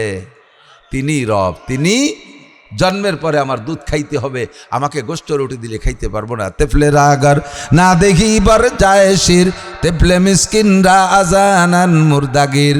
দুধের বাচ্চারে যদি গোস্ত রুটি দাও, ও খাইতে পারবে না, মারা যাবে। এই জন্য রব আমার আল্লাহ মায়ের বাচ্চা জন্মের সাথে সাথে মায়ের দুইটা স্তনকে আল্লাহ বড় কইরা দেয়, ওর ভিতরে সুন্দর দুধ তৈরি করে দেয়, পরিমাণ মতো গরম, পরিমাণ মতো ঠান্ডা, পরিমাণ মতো গাঢ়, পরিমাণ মতো পানি, পরিমাণ মতো মিঠা, পরিমাণ মতো লবণ, পরিমাণ মতো ওর ভিতরে খাদ্য শক্তি যা দরকার সব দিয়ে আল্লাহ তাআলা তৈরি করেছেন। তিনি আমার রব। এরপরে ধীরে ধীরে বড় হই, যখন যা খাইতে পারি তখন তার ব্যবস্থা আছে, বড় হয়ে যায়, যখন যা খাইতে পারি তখন তার ব্যবস্থা হয়ে যায়। দুনিয়ার গরিবের পার্থক্যে আল্লাহ তাআলা নিয়ামত রেখেছেন। বড় লোকের জন্য বড় বড় বল মাছ, গরিব মানুষের জন্য ছোট ছোট পাবদা মাছ, বড় লোকের জন্য বড় বড় আইড় মাছ, গরিব মানুষের জন্য ট্যাংরা মাছ, বড় লোকের জন্য বড় বড় শৈল মাছ, গরিব মানুষের জন্য আল্লাহ টাকি মাছ বানায় রাখছে। এমন করে প্রত্যেকটা নিয়ামত একই জাতের ভিতরে ছোট বড় করে বানায় রাখছে। তিনি আমার রব। হাসিনি আমার রব না, খালেদা আমার রব না, ডক্টর ইউনূস আমার রব না, আরে দুনিয়ার কোনো নেতা নেত্রী আমরা আমার রব না। এরা আমারে খাওয়ায়ও না, পড়ায়ও না, বাঁচায়ও না, সব কিছু জোরে বলেন কে করে? আল্লাহ করে এই রব বলে মজবুত থাকবেন, তাহলে আপনার মরণের সময় আল্লাহ পাক 500 ফেরেশতা পাঠায় দেবে। তাতানাজ্জালু আলাইহিমুল মালায়েকা, 500 ফেরেশতা পাঠায় দেবে আপনার জান কবজা করে আপনাকে ইস্তেকবাল করার জন্য। আজরাইল ফেরেশতা জান বের করে নেওয়ার সাথে সাথে ওই জান্নাতি ফেরেশতারা আপনাকে নারায় তাকবীর দিতে দিতে নিয়ে যাবে। যার সময় বলবে ভাই ভয় নাই, দুনিয়া ছেড়ে চলে আসছেন, টেনশন হচ্ছে বউ বাচ্চার কি হবে, আল্লাহ তাখাবু ওয়ালা তাহজানু, ভয়ও পেন না, টেনশনও করেন না। নাহনু আউলিয়াকুম ফিল হায়াতিদ দুনিয়া, এতদিন আপনার সাথে ছিলাম দুনিয়ায়, অফিল আখিরা, মরার পরও আপনার সাথে থাকবো। ওয়ালাকুম ফিহা মা তাশতাহি আনফুসুকুম, জান্নাতে যাওয়ার পরে মুখে যা মনে যা চাইবেন তাও পাবেন। ওয়ালাকুম ফিহা মা তাদউন, মুখে যা বলবেন তাও দেওয়া হবে। অবশেষে একটা পুরস্কার অতিরিক্ত দেওয়া হবে, সেটা আপনার চাওয়া লাগবে না, সেটা হলো নুজুলুম মিন গফুরির রহিম। আল্লাহ পাক রব্বুল আলামিন নিজ হাতে তোমার গালে উঠাইয়া 500 বছর খানা খাওয়াবে, আল্লাহর হাত দিয়ে খানা খাওয়াবে। ফাসাউফা তারা ইদান কাশাফাল গুবারু আবারাসুন তাহতা রিজলিকা আম হামারু। ও যুবক, আবাল বৃদ্ধ বনিতা, দুনিয়ার মোহে পড়ে এখন আখিরাতের সব কিছু ভুলে গেছেন। এখন শুধু আড়িয়ে গরুর মতো, বাঘের মতো সামনের দিক গুতইতে তালে আছে, সামনে যে কোন বিপদ হবে এইটা মোটে ভাবতেছে না। এই জায়গায় আমরা এই ষাঁড় গরুর মতো, বাঘের মতো এই স্বভাবটার থেকে ফিরে আসি। আমি একটু আরও দূরের ভবিষ্যৎ চিন্তা করি, আমার ভবিষ্যৎ কেমন হতে পারে, এই ভবিষ্যৎ এখনই তৈরি করে নিতে হবে। কেটা কি দিয়ে সাজাইবেন? আল্লাহ কাইবাল্লাযিনা উতুল ইলমা দারাজাত, যাদেরকে এলমে কোরআন দেওয়া হয়েছে, এলমে শরিয়াত দেওয়া হয়েছে, তাদের সম্মান সবচাইতে বেশি। জীবনে যাহা করেছি ভুলই করেছি, জীবনে যাহা করেছি ভুলই করেছি। কত বড় বড় ডাক্তার, ইঞ্জিনিয়ার আর বড় বড় প্রফেসর মাদ্রাসায় অনেকে ভর্তি হচ্ছে বুড়োকালে, লম্বা একটা সাহাই ছেড়ে কয়, আরে জীবনের শুরুতে ভাবতে পারি নাই যে কোনোদিন বুড়ো হব, চোখের পাওয়ার কমে যাবে, চশমা লাগবে, হাঁটুতে বল থাকবে না, এটা ভাবি নাই। আমাকে হাতে একটা লাঠি নিয়ে হাঁটতে হবে যৌবনকালে, কোনো যুবক এটা ভাবে না। কথা বলেন ঠিক কি ঠিক না? আমার চশমা দিয়ে কাগজ পড়তে হবে, এটা যৌবনকালে ভাবি নাই। এখন তো চশমা ছাড়া বাথরুমের দরজাও খুঁজে পাই না, ভাতগুলো দেখতে পারি না। এই বড় বড় অফিসাররা রিটায়ার্ডের পরে বৃদ্ধ বয়সে আইসা জাগা মতো বুঝে ফেলে, কিন্তু এমন একটা সময় বোঝে যে সময় বুঝলে কোনো কাজ হয় না। সময় আছে বোঝেন, সময় আছে বোঝেন, সময় বেশি নাই আমার, এই জন্য বাড়তে পারবো না, অন্য জায়গা যাইতে হবে। আমি একটা কথাই বুঝাইতে চাইছি, সব কিছুর দাম বাড়ানোর জন্য, এই বোতলটারে দামি বানানোর জন্য যে 1600 টাকা দামের ঘি, সেটা হলো আমাদের জন্য কোরআনের এলেম। কথা বলেন ঠিক কি ঠিক না? এই জায়গা মাদ্রাসা শুরুর সময় মনে একবার কুরবানির সময় আসছিলাম, কুরবানির সময় আসছিলাম, কুরবানির সময় আসছিলাম, এই কুরবানি উপলক্ষে দুটো কথা বলা যাবে। তার আগে জানতামই না যে এই যে এই পাশে এই বাগান টাগানের এই ধারে ফাঁকা পাশে এই পাশে কোনো বসতি আছে বা এখানে একটা মাদ্রাসা। তো মাদ্রাসা হওয়ার পরে এখন দেখেন কত মানুষ। আপনারাও কি মাদ্রাসা হওয়ার আগে এই জায়গায় এত মানুষ সমবেত হয়েছেন? কোনোদিন হয়েছেন? কাজিয়াডাঙ্গা হলে লোকজন জমায়, তাই ভাষাতে কাজিয়াটাইও তেমন হয় না আল্লাহর রহমতে। তাহলে এই জায়গা হয় নাই। আর আজকে আসছেন কি এই জায়গায় সিজদা দেবেন, জায়গায় সিজদা দেবেন, এখানে জামাতে নামাজ পড়বেন। এত মানুষ মসজিদই ধরবে না, জামাতটা এখানেই নামাজ পড়বেন। এই জায়গাটা সিজদার যোগ্য হয়ে গেছে একটা জিনিসের সোয়ায়, সেটা হলো 1600 টাকা দামের ঘি, আল্লাহর কোরআনের সোয়ায়। ঠিক না? আমি ব্যক্তিগতভাবে শুকর আদায় করি, আমি ব্যক্তিগতভাবে শুকর আদায় করি। আমাদের গোপালগঞ্জে ছোট বড় কত মানুষ আছে আল্লাহ। আমি যদি জেনারেল পড়তাম আর আলেম না হইতাম, কোরআনের সোয়া না লাগতাম, তাহলে বিসিএস ক্যাডার হতাম, ধরে নেন, অথবা বড় একটা ইঞ্জিনিয়ার হতাম, বা ধরি বিজ্ঞানী হতাম, যে কোনো ডিপার্টমেন্টের বড় একটা অফিসার হইতাম। তাতে কি হতো? আমি তাতে যা হইতাম তার চাইতে কোরআনের শিক্ষায় শিক্ষিত হয়ে আমি তার চেয়ে অনেক সম্মানী হয়েছি। আমাদের গোপালগঞ্জের একমাত্র প্রধানমন্ত্রী শেখ হাসিনা ছাড়া সারা বাংলাদেশের সব জায়গার মানুষ কম বেশ চেনে। আর একজন জেনারেল শিক্ষিত লোক দেখান দি বর্তমান সময়, আগে যারা গেছে তাকে কথা আম্মাবাদ। বর্তমান সময় আল্লাহর ফজলে বাংলাদেশের যে কোনো থানায় যাবেন, মৌলানা নাসির সাহেব আমাদের গোপালগঞ্জের মধ্যে, ইনশাআল্লাহ এক কাপ চা আপনি ফাউ খাইয়ে আসলে আসতে পারবেন। যে কোনো জায়গায় যাবেন, পরিচয়টা দিলে আপনাকে আলাদা একটু সম্মান করবে। বাংলাদেশের যে কোনো জায়গায় যাবেন। আমি এইটা জেনারেল শিক্ষা অর্জন করে পারতাম না এটা অর্জন করতে। যত বড় পণ্ডিত হই না কেন আমি এইটা অর্জন করতে পারতাম না। আল্লাহ পাক রব্বুল আলামিন আমারে সারা বাংলাদেশের মানুষের কাছে আদরের পাত্র বানাইছে, একমাত্র একটু কোরআন শরীফ শিখেছি, তাও ভালো আলেম হইতে পারিনি। এটাই আমার আনন্দের বিষয়, এটাই আমার আনন্দের বিষয়। কোথাও যে কিছু খাইতে আমার কিনা লাগে না। গতকালকে গেছি ঢাকায়, কি কয়, নবাবগঞ্জ মাহফিলে যাওয়ার সময় বালাসুর মুন্সিগঞ্জ, ওখানে দাঁড়াইয়া এক আল্লাহর মধ্যে এত বড় এক আইড় মাছ, পদ্মার আইড়, 8 কেজি হবে, সাথে 6 কেজি দামি মিষ্টি, 700 টাকা কেজি। তাই সে কিনে দাঁড়ায় রয়েছে। আর এই বাসমতি, পাকিস্তানি বাসমতি এত বড় চাল, তাই 4 প্যাকেট কিনে দাঁড়ায় রয়েছে দেওয়ার জন্য। দেশে উঠাইয়া কদ্দূর আগে যে দোহার গেছি, সে জায়গার উলামায়ে কিরামরা গিরিয়ে মিষ্টি খাওয়াইয়ে তা আবার দিয়ে দেশে, আবার গাড়ি বেরিয়ে। তারপরে গেছি তো মাহফিলি বয়ান করে আসছি। এটা আমাকে আর কিসে দিত? আমি আইএ, বিএমএ, বিসিএস পাস করতাম, যত বড় অফিসার হতাম, এই অর্জন আমার ছিল না। আমি ব্যক্তিগতভাবে আন্তরিকভাবে খুশি আমি কোরআন শিখতে পাইরা। এই জন্য আমার ছেলেদেরকে আমি বলছি, বাবা আমি কোরআন পড়ে ঠগি নাই, তোরা আল্লাহর কোরআন পড় ঠকবি না। কারণ কোরআনওয়ালারে সার্টিফিকেট দিয়েছেন স্বয়ং আল্লাহ, কোরআনওয়ালাকে সার্টিফিকেট দিয়েছেন স্বয়ং নবী। খয়রুকুম মান তাআল্লামাল কুরআনা ওয়া আল্লামা। কোন হাদিসের মধ্যে পাবেন না নবী বলছেন খয়রুকুম মান কানা এমএ পাস, খয়রুকুম মান কানা বিএ পাস, খয়রুকুম মান কানা বিসিএস ক্যাডার, খয়রুকুম মান কানা ডাক্তার, ইঞ্জিনিয়ার। এরকম হাদিস শুনছেন নাকি? খয়রুকুম মান তাআল্লামাল কুরআনা ওয়া আল্লামা, এটা শুনছেন কি শোনেন নাই? তোমাদের মধ্যে সবচেয়ে দামি ওই ব্যক্তি যে কোরআন পড়ে আর পড়ায়। এটার জন্য এবার মৌলানা হাফেজ সত্য না, খয়রুকুম মানে নি মানে এভরিবডি। যে কোনো ব্যক্তি কোরআন পড়লেই সে দামি হয়ে যায়। কোন সুবহানাল্লাহ। নারী পড়ুক দামি, পুরুষ পড়ুক দামি, কৃষক পড়ুক দামি, মাস্টার পড়ুক দামি, পুলিশ পড়ুক দামি, যে পড়বে সেই দামি হয়ে যাবে। দুনিয়ায় আমারে কেউ দাম দিল আর না দিল আমার কিছু আসে যায় না, আমি আল্লাহর কাছে দামি হওয়া দরকার। কতক্ষণ মরণের আগে কোরআন শরীফটা শুদ্ধ করে পড়া শিখে আমার এই বোতলটারে 1600 টাকা দামের বোতল বানাবো। রাজি আছেন ইনশাআল্লাহ? চেষ্টা করা যাবে, বেশি কষ্ট না, মাত্র 61 দিন মেহনত করলে আপনি কোরআন শরীফ পড়া শিখবেন শিখবেন শিখবেন। আমি কসম দিয়ে বললে মিথ্যাবাদী হবে না। 61 দিন। আরবি হরফ 29টে, কয়টা? যত বড় কম্বিরে নিয়োগ, ডেলি একটা অক্ষরে লেখলি আর পড়লি ঘন্টাখানেক, ও কি বলবে? তাহলে 29 হরফ 29 দিন। আর আরবিতে আকার রস্যিকার মোটে 3 ডে, জবর জের পেশ, জবরে আকার, জেরে রস্যিকার, পেশে রস্যিকার, 3 ডে 3 দিন শেখেন, হয়ে গেল। তাহলে 29 আর 3 32। আর আরবিতে সংযোগ আছে 2টা, জজম আর তাসদিদ, 2 হরফের মিলে, যেমন আব্বা, দাব্বা, ইন্না, আন্না, এই জায়গায় হরফ একটার মধ্যে একটা ঢুকাইতে হয়। এই সংযোগের চিহ্ন আছে 2টা, জজম আর তাসদিদ। ওকে 2 জনের 2 দিনই শেখেন, তাহলে 34। 32 আর 2 34। আরবিতে মদ আছে 10 প্রকার। মদ কয় প্রকার? মদ মানে গাঁজা, এবা, ফেন্সিডিল, হিরোইন, এই মদ না। কিন্তু কি বুঝতেছে আরবিতে কোরআন শরীফের মধ্যে মদ থাকলে তা খাবো না কে? মদ মানে টাইনি পড়া, মদ মানে টাইনিয়ে টাইনি পড়া।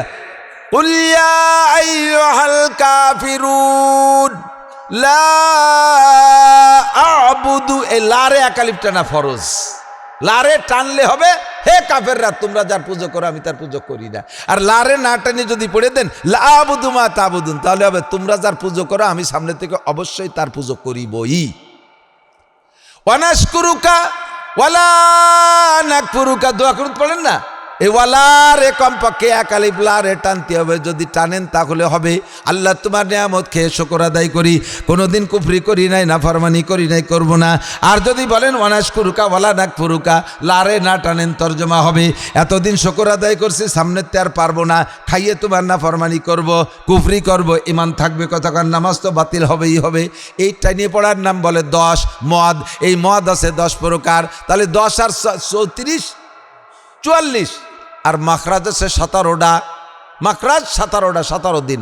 মাখরাজ মানে উচ্চারণের স্থান থেকে উচ্চারণ করা।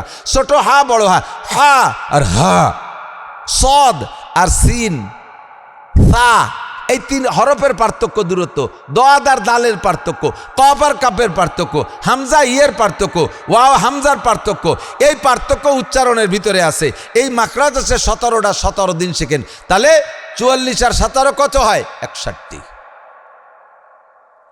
যত কম বেরেনি মানুষ হোক 61 দিন মেহনত করলে সে কোরআন শরীফ পড়া শিখবেই শিখবে। আমি চ্যালেঞ্জ দিয়ে বলতে পারি। একটু কি করেছেন?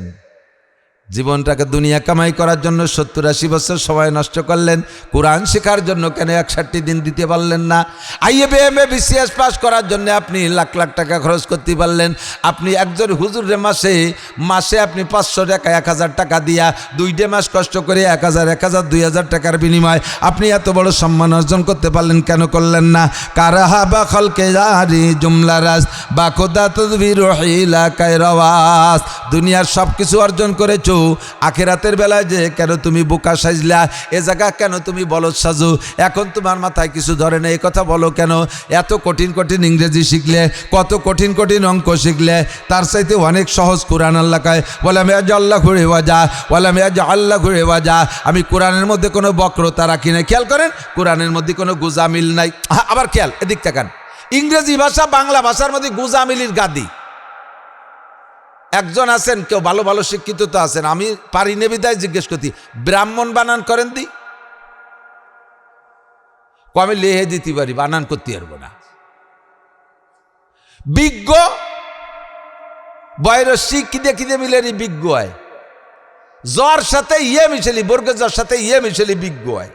কি কয়? বর্গের জ্বর সাথে ইয়ে মিশেলি, তো বর্গের জ্বর ইয়ে বীজ ইয়ে হবে, তা বিজ্ঞ হবে কে? বিজ্ঞ কতি যে গ লাগে তা কো, সে গকো এটা দিয়ে উঠে দিলে ইয়ে একটা কিছু কয়, এলো গুজামিল। ইংরেজিতে লেখে জি, পড়ে গ। কতক্ষণ? MOTHER, মতিয়ার না? কি হবে? মাদার। লেখলাম মতিয়ার, কয় মাদার। CHALK, চলকে না কলকে? চক। তা লেখলাম চলকে, আর কয় চক। তাহলে এল লেখলাম, সে এল করে গেল। উজ্জ কে? উজ্জ হবে কে? আমি যা লেখবো তাই পড়বো, যা না লেখবো তা পড়বো না। কতক্ষণ? আরবিতে এই গুজামিল নাই। সদ লেখলি সদ, সিন লেখলি সা, সিন লেখলি সিন, সা লেখলি সা, দদ লেখলি দদ, দাল লেখলি দাল, যা লেখবো তাই বলবো। বললাম যে আল্লাহু ইওয়াজা। অত বিয়ার গুরুনি ভাষা নিয়ে অক্ষর পড়া শিখলে সহজ অক্ষর কটা কেন শিখলে না? জব দিতে পারবেন না। তো কোরআন পড়া শিখি এবং নামাজ ভাঙ্গার কারণ 19টে, তার ভিতরে 1 নম্বরটা হলো নামাজে কিরাত অশুদ্ধ পড়া। আমি কসম দিয়ে বলি, আমার হাতে কোরআন দিলে আমি কসম দিয়ে বলতে পারবো, যারা অশুদ্ধ কিরাতে নামাজ পড়তেছেন, বিগত জীবনে যা পড়ছেন তার বিনিময়ে কিচ্ছু পাবেন না। একজন বেনামাজিরও যে অবস্থা, হাসরের মাঠে আপনারও সেই অবস্থা। পড়লি ভর্তি পারেন, না পড়লি ছাড়ি দিয়ে বাড়ি চলে যেতে পারেন, আমি তেল দিতে পারবো না। বলবেন যে হুজুর আল্লাহ আপনার ধরবে, আপনি আর বলবেন আল্লাহ আমাকে নাসির হুজুর গেছিল, কইছিল যে যা পারো ফলো, আমরা হুজুর যত আসি আমাকে কোরবানি চামড়া টামড়া দাও, সৎকা টৎকা দাও, দান চাল দাও, আমরা এ খাইয়ে দে, তোমাকে একটা বাড়ির ব্যবস্থা করে দেবানি। আমি এই কন্ট্যাক্ট নিতে পারবো না। অশুদ্ধ কিরাতে নামাজ পড়ছেন, বাতিল বাতিল বাতিল। ফামান শাফাল ইউমিন ওমান শাফাল ইয়াকফুর। মনে চাইলে কথা মানেন, না মানে চাইলে না মানে বেড়ান। আমিও জায়গা থেকে ফিরে আসতে পারবো না। অশুদ্ধ কিরাতে নামাজ পড়ছেন, নারী আর পুরুষ সকলের নামাজ বাতিল। শুদ্ধ করার জন্য নামেন। আজকে চেষ্টা করতে প্রতিজ্ঞা করেন, রাতারাত মরে যাবেন। এখনই প্রতিজ্ঞা করছেন, কালকে থেকে তাহলে কায়দা কিনে মক্তবে ভর্তি হবই। মরার আগে কোরআন শরীফ শুদ্ধ করে পড়া শিখবো। এই জায়গাতে নিয়ত করে বাড়ি যান, ফজরের আগে মরে গেছেন। পিছনের সমস্ত ভুল নামাজকে আল্লাহ শুদ্ধ করে দেবে। কিন্তু সিটারি বাটপাড়ি, হ্যাঁ কিন বানি দেহি রোজার মাসে শুরু হওয়ার বানি, তারপরে দেই মাসে তো আলো না দেয়, সামনে রোজাইতে দর বানি আর কাছাই দিয়ে আইটিয়ে গুটিয়ে দোলাইয়ের অভাব হবে না। ফাঁসায় সালা বাঁধতে যাইয়েন, ফিটি শস্যের তেল মাহাজেন, বাড়ি যাতে স্লিপ করে সরিয়ে যায়। রেডি হন মিয়া, হাসি উড়াই দিয়েন না, কাজে লাগান। তা আপনাদের এই জায়গাটা দামি হয়েছে, এই জায়গার এই বোতলের মধ্যে কি ঢুকছে? ঘি। 1600 টাকা দামের ঘি। কোরআন ঢুকে দামি বানাইছে এই মাদ্রাসা। কয় যে এই যেটা কাগড়াবাড়ি মাদ্রাসা, ওই যেটা কাগড়াবাড়ি মাদ্রাসা, এত কাগড়া কত বাড়ি হবো আমরা? ওই যে কামারোল মাদ্রাসা, ওই জায়গা তিলছাড়া মাদ্রাসা, তারপরে তিলছাড়া ওখানে মহিলা মাদ্রাসা, শরীফুলের আর একটা, এরপরে আবার গোনা পরানপুর মাদ্রাসা, এত মাদ্রাসা কি করব? কয় জায়গা দেব? বেশি দরকার নেই, এটা অনেক বড় দরকার নেই। আমাদের এ পাশে তারাইল ফুকর মাদ্রাসা, বড় মাদ্রাসা আছে, বাস ওইটাই যথেষ্ট। আমার হুজুর মৌলানা নুরুল হক সাহেব তারাইল ওই ফাঁকা জায়গা আর একটা করতেছে মাদ্রাসা। এ বড় বড় মাদ্রাসা, আমার সুলতান শাহী গোড়াদাড়ি মাদ্রাসা আছে, এরকম বড় বড় মাদ্রাসা যা আছে থাক, ফাঁকে এইগুলো আমরা কমপক্ষে হেফজোখানা কিরাতখানা কেন খুলবো? আপনি একজন মানুষ যখন মৃত্যুসজ্জায় শায়িত হয়, তার মাথার কাছে বসে কেউ কোরআন শরীফ পড়লে তার ইমানই মরণ নসিব হয়। আমার মা মারা গেছে এই গত শনিবারের আগের শনিবারে। আমার মায়ের মাথার কাছে আমি সকালবেলা বসে সূরা ইয়াসিন পড়তে শুরু করছি। আমার ছেলে হাফেজ মেসবা পড়া শুরু করছে, আমার বড় বোন সেও পড়া শুরু করছে। আমার চোখের সামনে মাকে দেখতেছে, আস্তে আস্তে পায়ের দিক থেকে মা নিস্তেজ হয়ে আসতেছে দেখতেছি। এর ভিতরে আমার মা কলেমা পড়াই রয়েছে, এরপরে আর কথা কই নেই। আমার মা কলেমা পড়িয়ে টড়িয়ে অনায়াসে চোখের সামনে চলে গেল। মা যে মারা গেছে একটু টের পেলাম না। নাকটা বাঁকালো না, চোখটা কাঁপলো না, ঠোঁটটা বাঁকালো না, কোনো নাড়াচাড়া নাই, অনায়াসে ঘুমিয়ে গেল আমার মা। আমি বিশ্বাস করি সূরা ইয়াসিন আমার মায়ের সন্তানরা আমরা পড়তেছিলাম, এই রহমতে আল্লাহ তাআলা আমার মাকে আসানের সাথে মৃত্যুদান করেছে। তা আপনার মৃত্যুর সময় আপনার পাশে কোরআন শরীফ পড়বে আপনার ছেলেমেয়েরা কারা কারা পারে? কন্দি কয় বাড়ির ছেলেমেয়েরা পারে? কয় বাড়ির ছেলেমেয়েরা? খুব কম বাড়ি পারে, 2-1 পারে। আমার পরিবারের ভিতরে আল্লাহর রহমতে আমার শুধু একটা পুতা আছে 2 বছর বয়স, ও ছাড়া আমার ফ্যামিলি সব কোরআন শরীফ পড়তে পারে। তার ভিতরে আমার 5টা ছেলে মেয়ে হাফেজি কোরআন, আলেম হয়ে যাচ্ছে। এবারে থেকে এক একটা করে হয়ে যাবে ইনশাআল্লাহ। 5 ছেলে 2 মেয়ে, তার ভিতরে 4 ছেলে 1 মেয়ে হাফেজ হয়ে গেছে।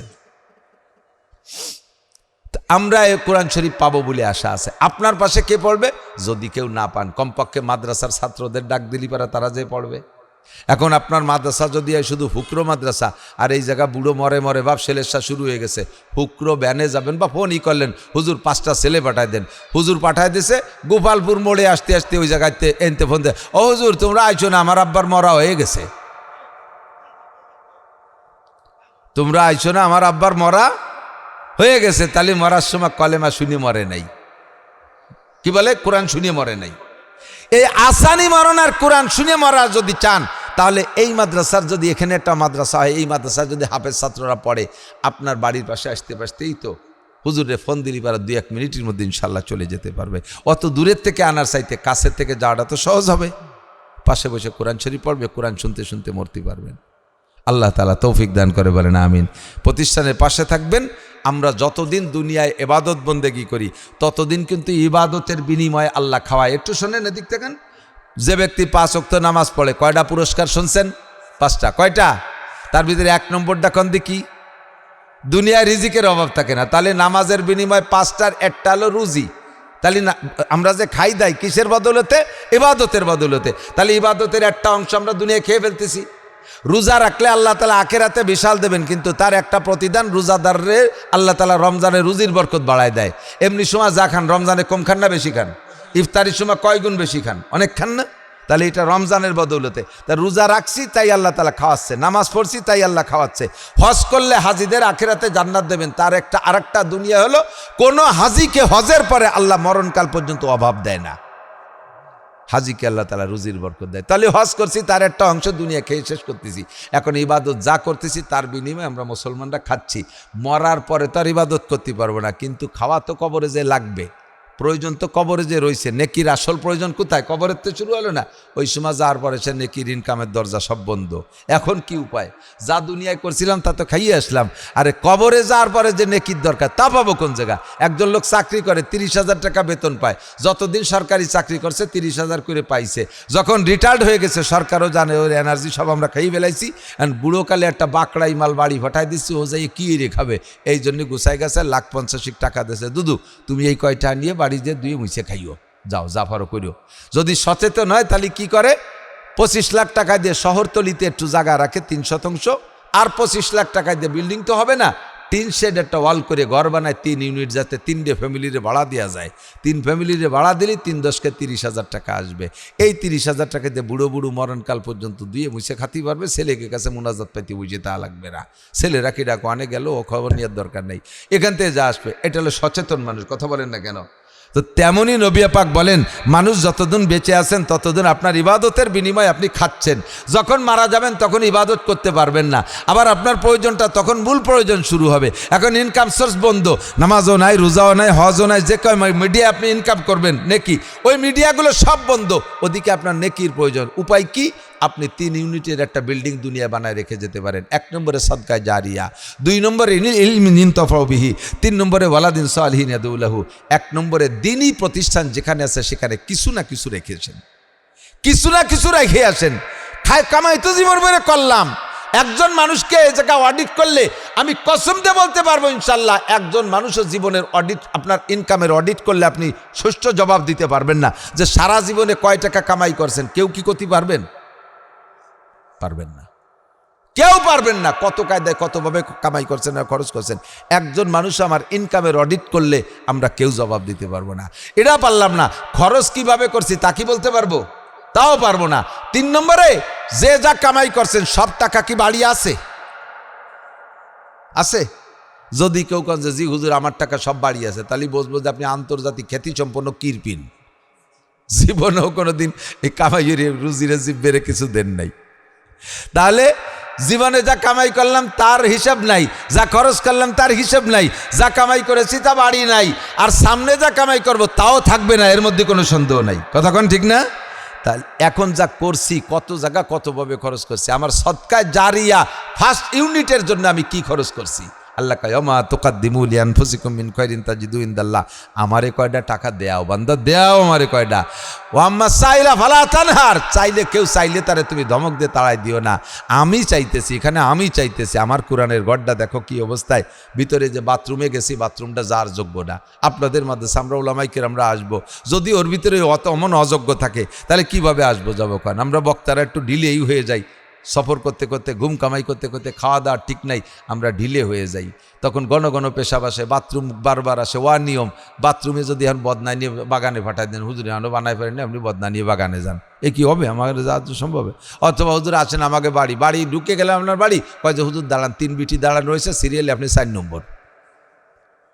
যে বিটিকের সাথে সিরিয়াল দিয়ে কি সম্ভব নাকি? তো এই অপমানিক কারবারের দরকার নাই।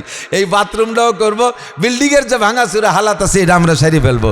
এই মাদ্রাসা আরও বড় একটা বিল্ডিংও করতে হবে। আমরা এই জায়গা সদকায় জারি 1 নম্বর ইউনিট, 2 নম্বরে ইলমিন ইনতাফাউ বিহি, নিজে কিছু যা জানি আর একজনের শিখে যাব। 3 নম্বরে ওয়ালাদিন সালিহিন, নেক সন্তান। কমপক্ষে আমার একটা সন্তান আমার জানাজার ইমামতি করতে পারে। খেয়াল করেন, আমার একটা সন্তান আমার জানাজার ইমামতি করতে পারে। আমি বাড়াইটে মৌলবীর জানাজা নেব না। বাড়াইটে মৌলবী পর্যন্ত মসজিদের ইমাম আপনার জানাজা করবে, তার কি আপনার প্রতি একটু মায়া আছে? আরও যদি আপনি তার ছুটির দিন মরেন, যেদিন চায় ছুটি পাইছে সেই দিন আপনি মরছেন, তার কিরম ঠেক কোন দিদি? এই 3-3টে মাস বাড়ি যায়নি, আজ বাড়ি যাবো, বুড়ো শয়তান বাইছে, তেও জ্বালাইছে, মরিও জ্বালালো, মরতি সময় বলো না, আমি বাড়ি যাওয়ার পরে মরতো, এই রাগারাগি। কিন্তু মরণ তো তার টাইম মতোই আইছে। আর আপনার জানাজা তাহলে বলেন সেই এই রাগের মধ্যে কিভাবে কোন মন নিয়ে করবে? ভালো মন নিয়ে করবে? তা আপনার ছেলে যদি আপনার জানাজার ইমামতি করে, তাহলে তার বিমান ফ্লাইটও যদি মিস করতে, তাও মিস করবে, ঠিক কিনা? আর বাড়াইটে মৌলবীর জানাজা নিয়ে দাঁড়াইছে, তকবির 3টে দেশে, এর মধ্যে গাড়িতে হরেন দেশে, আসলে ট্রাকে হরেন দেশে, বাস আসে নাই, উনি মনে হচ্ছে বাস আইছে। তকবির 3টের পরে আসসালামু আলাইকুম রহমতুল্লাহ, সালাম আলাইকুম রহমতুল্লাহ। হুজুর তকবির 3টে হয়েছে, কয় চূড়ার একটা দিয়ে এলো, আবার বাস ছাড়িয়ে দিল।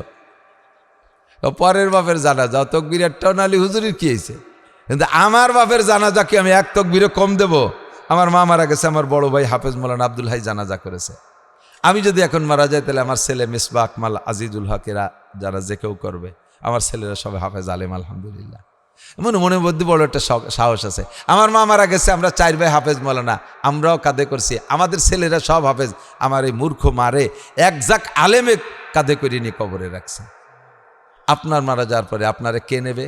আপনার বিড়ি খাওয়া ছেলে, আপনার সিগারেট খাওয়া ছেলে, আপনার পাশাবের করা প্যান্ট পরা ছেলে, আপনার দাড়ি কাটা ছেলে, আপনার ঘুষ খাওয়া ছেলে, সে যারাই নেলো একসাথে দেওয়া। হুজুর তো সব কয়জন হয় না, কমপক্ষে জানাজার ইমামতিটা করার জন্য একটা ইমাম বানান, ঠকবে না। আমি তো আগেই বলে নিছি আমার ব্যক্তিগত ব্যাপারটা শকর আদায় করণার্থে, যে আমি আইএবি এমএ বিসিএস পাস করলেও ওই সম্মান বাংলাদেশে অর্জন করতে পারতাম না যে সম্মান আমি কোরআনের মাধ্যমে অর্জন করেছি। আপনিও একটা মেধাবী ছেলে, ভালো ছেলেটাকে মাদ্রাসায় দেন, ইনশাল্লাহ দেশজয়ী আলেম হবে, বিশ্ববিখ্যাত হবে, তার দ্বারা হাজারো মানুষ হিদায়াত পাবে, আর এই নেকি আপনি কবরে শুয়ে শুয়ে পাইতে থাকবেন। নবী পাক সাল্লাল্লাহু আলাইহি ওয়াসাল্লাম ফজর বাদ আর মাগরিব বাদ বেশি বয়ান করতেন, গভীর রাত পর্যন্ত হুজুর বয়ান করতেন না। হুজুরের বয়ানি টাইমের 2টি টাইমের একটি টাইম অনুসরণ করে এই অঞ্চলের অনেকের চেয়ে আল্লাহ পাক আমাদেরকে আগে আসার তৌফিক দিয়েছেন, শুকর আদায় করি আলহামদুলিল্লাহ। আসর থেকে মাগরিব পর্যন্ত আমাদের অত্যন্ত প্রাণপ্রিয় বক্তা হজরতুল আল্লাম হজরত হাফেজ মৌলানা শফিকুল ইসলাম সাহেব বাঙ্গার হুজুর ফকরার হুজুর বয়ান করেছেন, অত্যন্ত গুরুত্বপূর্ণ কথা বলেছেন, আমি খানিকটা শুনেছি। মাগরিবের নামাজ বা জামাত আদায় করে আবারও আমরা বসতে সুযোগ পেয়েছি।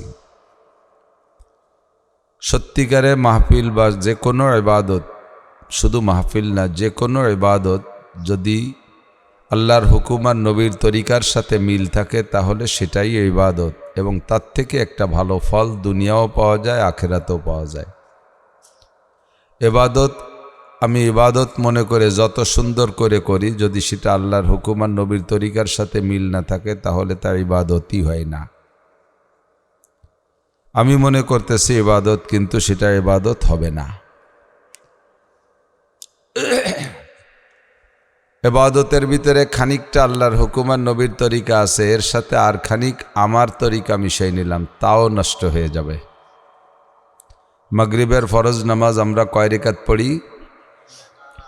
সময় আছে, ঝামেলা নাই, যেহেতু কোনো পিছনে টান নাই, শরীর স্বাস্থ্য ভালো আছে, মাগরিবের নামাজ 3 রাকাত বাংটা 3 রাকাত বেজোড় পড়ব কেন? এর সাথে আর 1 রাকাত মিলে 4 রাকাত পুরোই দেই। লস হলে আমার হোক, আল্লাহর একটু লাভ হয়ে যাক। 1 রাকাত বেশি পড়লে আল্লাহর লাভ। তো 4 নম্বর রেখাত খুব ভালো করে পড়লেন, 4র্থ নম্বর রেখাতে সূরা বাকারা পড়ে ফেললেন 2.5 পারা। রুকুতে 39 বার আজিম, সেজদায় যে 41 বার আলা মারিয়ে দিয়েছেন। খুব ধ্যান খেয়ালের সাথে পড়ছেন। আগের 3 রেখাতের চাইতে এই রেখাতের ভিতরে একাগ্রতা খুব বেশি খাটাইলেন। নামাজ হবে? আগের 3 রেখাত তো যে কায়দায় পড়েছেন এটাও সেই কায়দায়, বরং আরও ভালো করে পড়ছেন, কিন্তু নামাজ হবে না। কেন হবে না? এটা আল্লাহর হুকুম আর নবীর তরিকার সাথে মেলে নাই, ঠিক কি না? রমজান মাসে রোজা রাখা ফরজ, রমজানের রোজা 30 রোজা রেখেছেন। পরের দিন ঈদ, সবাই ঈদের দিন ঈদের নামাজ পড়তেছে, আগেও পরে খাচ্ছে, খেয়ে বেড়াচ্ছে, খুব আনন্দ ফুর্তি করে বেড়াচ্ছে। আপনিও ওই রাত্রে সেহরি খাইয়া আপনি রোজা রাখেন নাই, আপনি খানা খান নাই, ইফতার খোলেন নাই। ঈদের রাত্রে সেহরি খাইয়া আপনি সারাদিন ঈদের দিন বইরে রোজা, সবাই খাচ্ছে, আপনি রোজা। ইফতারির সময় আসলে আপনি 20-22 প্রকারের ইফতারি সামনে করে নিয়ে অন্য দিনের মতো মোনাজাত তুলছেন আল্লাহর কাছে, আল্লাহ আজকের দিন দেখো সবাই কিভাবে ফুর্তি ফার্তা করে খেয়ে বেড়াচ্ছে, আমি এমন খাওয়ার দিনও না খাইয়ে রোজা রইছি, তুমি আমারে কি পুরস্কার দেবা কও? আল্লাহ কয় তোমারে 2টা জুতোর বাড়ি দেব। অন্য দিনের রোজাও যেমন রাখছেন, আজকের রোজাও সেরকম রাখছেন, কিন্তু আগের দিন রোজা রাখার কারণে আল্লাহর হাতের ইফতারি খাবেন, গালে উঠে খাওয়াবে আল্লাহ জান্নাতের মধ্যে বসাইয়া। আর আজকের রোজার কারণে জুতোর বাড়ি হবে। কে দোষ কি? আজকের রোজা আল্লাহর হুকুম আর নবীর তরিকার সাথে মেলে নাই। কতক্ষণ? প্রত্যেকটা ইবাদত, এটা ইবাদত হবে তখনই যখন আল্লাহর হুকুম আর নবীর তরিকার সাথে মিল হবে। আল্লাহর হুকুম আছে, নবীর তরিকার সাথে মিল নেই, হবে না ইবাদত। আল্লাহ রসুলের তরিকাও মিলাইছেন, হুকুম আর তরিকা মিলাইছেন, সাথে আমার নিজস্ব খানিক তরিকা মিশাই দিছি। মানুষ মারা যাওয়ার পরে আমাদের পর মাইয়েতের পাওনা কি কি? মাইয়েত তো মরেই গেছে, তার তো আর নিজস্ব এখন কোনো ক্ষমতা নেই, আছে নাকি? তার গোসল ফরজ, এটা কি সে নিজে করতে পারবে? তার কাফনের কাপড় পরা ফরজ, এটা কি সে নিজে পড়তে পারবে? তার কবর খনন করা ফরজ, এটাও পারবে না। তার জানাজার নামাজ ফরজ, এটাও সে পারবে না। তাকে দাফন ফরজ, এটাও সে পারবে না। সে চরম অসহায়। এই কাজগুলো থেকে যায় যারা বেঁচে থাকে তাদের জন্য, আঞ্চলিক যারা বেঁচে থাকে তাদের উপরে। তা আমাদের উপরে এই জায়গা মানুষ মারা যাওয়ার পরে কয়টা জিনিস জরুরি? 1 নম্বরে তাকে গোসল করানো খুব তাড়াতাড়ি, 2 নম্বরে তাকে জানাজা পড়া, 3 নম্বরে গোসলে পরে তাকে কাফন পরানো, 3 নম্বরে জানাজা পড়া, 4 নম্বরে তাকে কবরে দাফন করা। 4টে কাজ আমাদের এই পর্যন্তই মায়েতের পক্ষ থেকে আমাদের পর যে দায়িত্ব আসছিল এটা আমরা পরিশোধ করে দিছি, আর কোনো কিছু বাকি নেই। এগুলো হলো ফরজে কিফায়া, এগুলো কি ফরজে কিফায়া। কিন্তু আমরা এর সাথে রং চড়াইয়া অনেক কিছু করি। মাইয়েতরে সামনে করে দাঁড়াইয়া খানিক সময় পর্যন্ত পাল্টায় পাল্টায় ওয়াশ করা লাগবে, এই একটা কুপ্রথা চালু হয়েছে সারা দেশে। 4 জন 5 জন একাধার সে বয়ান করতে হবে। কি বয়ান? কি দরকার আছে এখন মাইয়েতের ওয়াজ শুনে লাভ আছে? এখানে আমাদের আর কোনো কাজ বাকি নেই, এখন জানাজা করিয়া তাকে তাড়াতাড়ি দাফন করাই দিতে হবে। এরপরে যেই মরুক, মরার পরে তার নামে মাইকিং হতে হবে। আজকে একটা বাচ্চা জন্ম নেছে, তার নামও গ্রাম ভরে মাইকিং। নবজাতক বাচ্চা, তার কোনো গুনাই নেই, তার নামে কে আসবে? তার নামে মাইকিং। মহিলা মারা গেছে, তার নামে মাইকিং।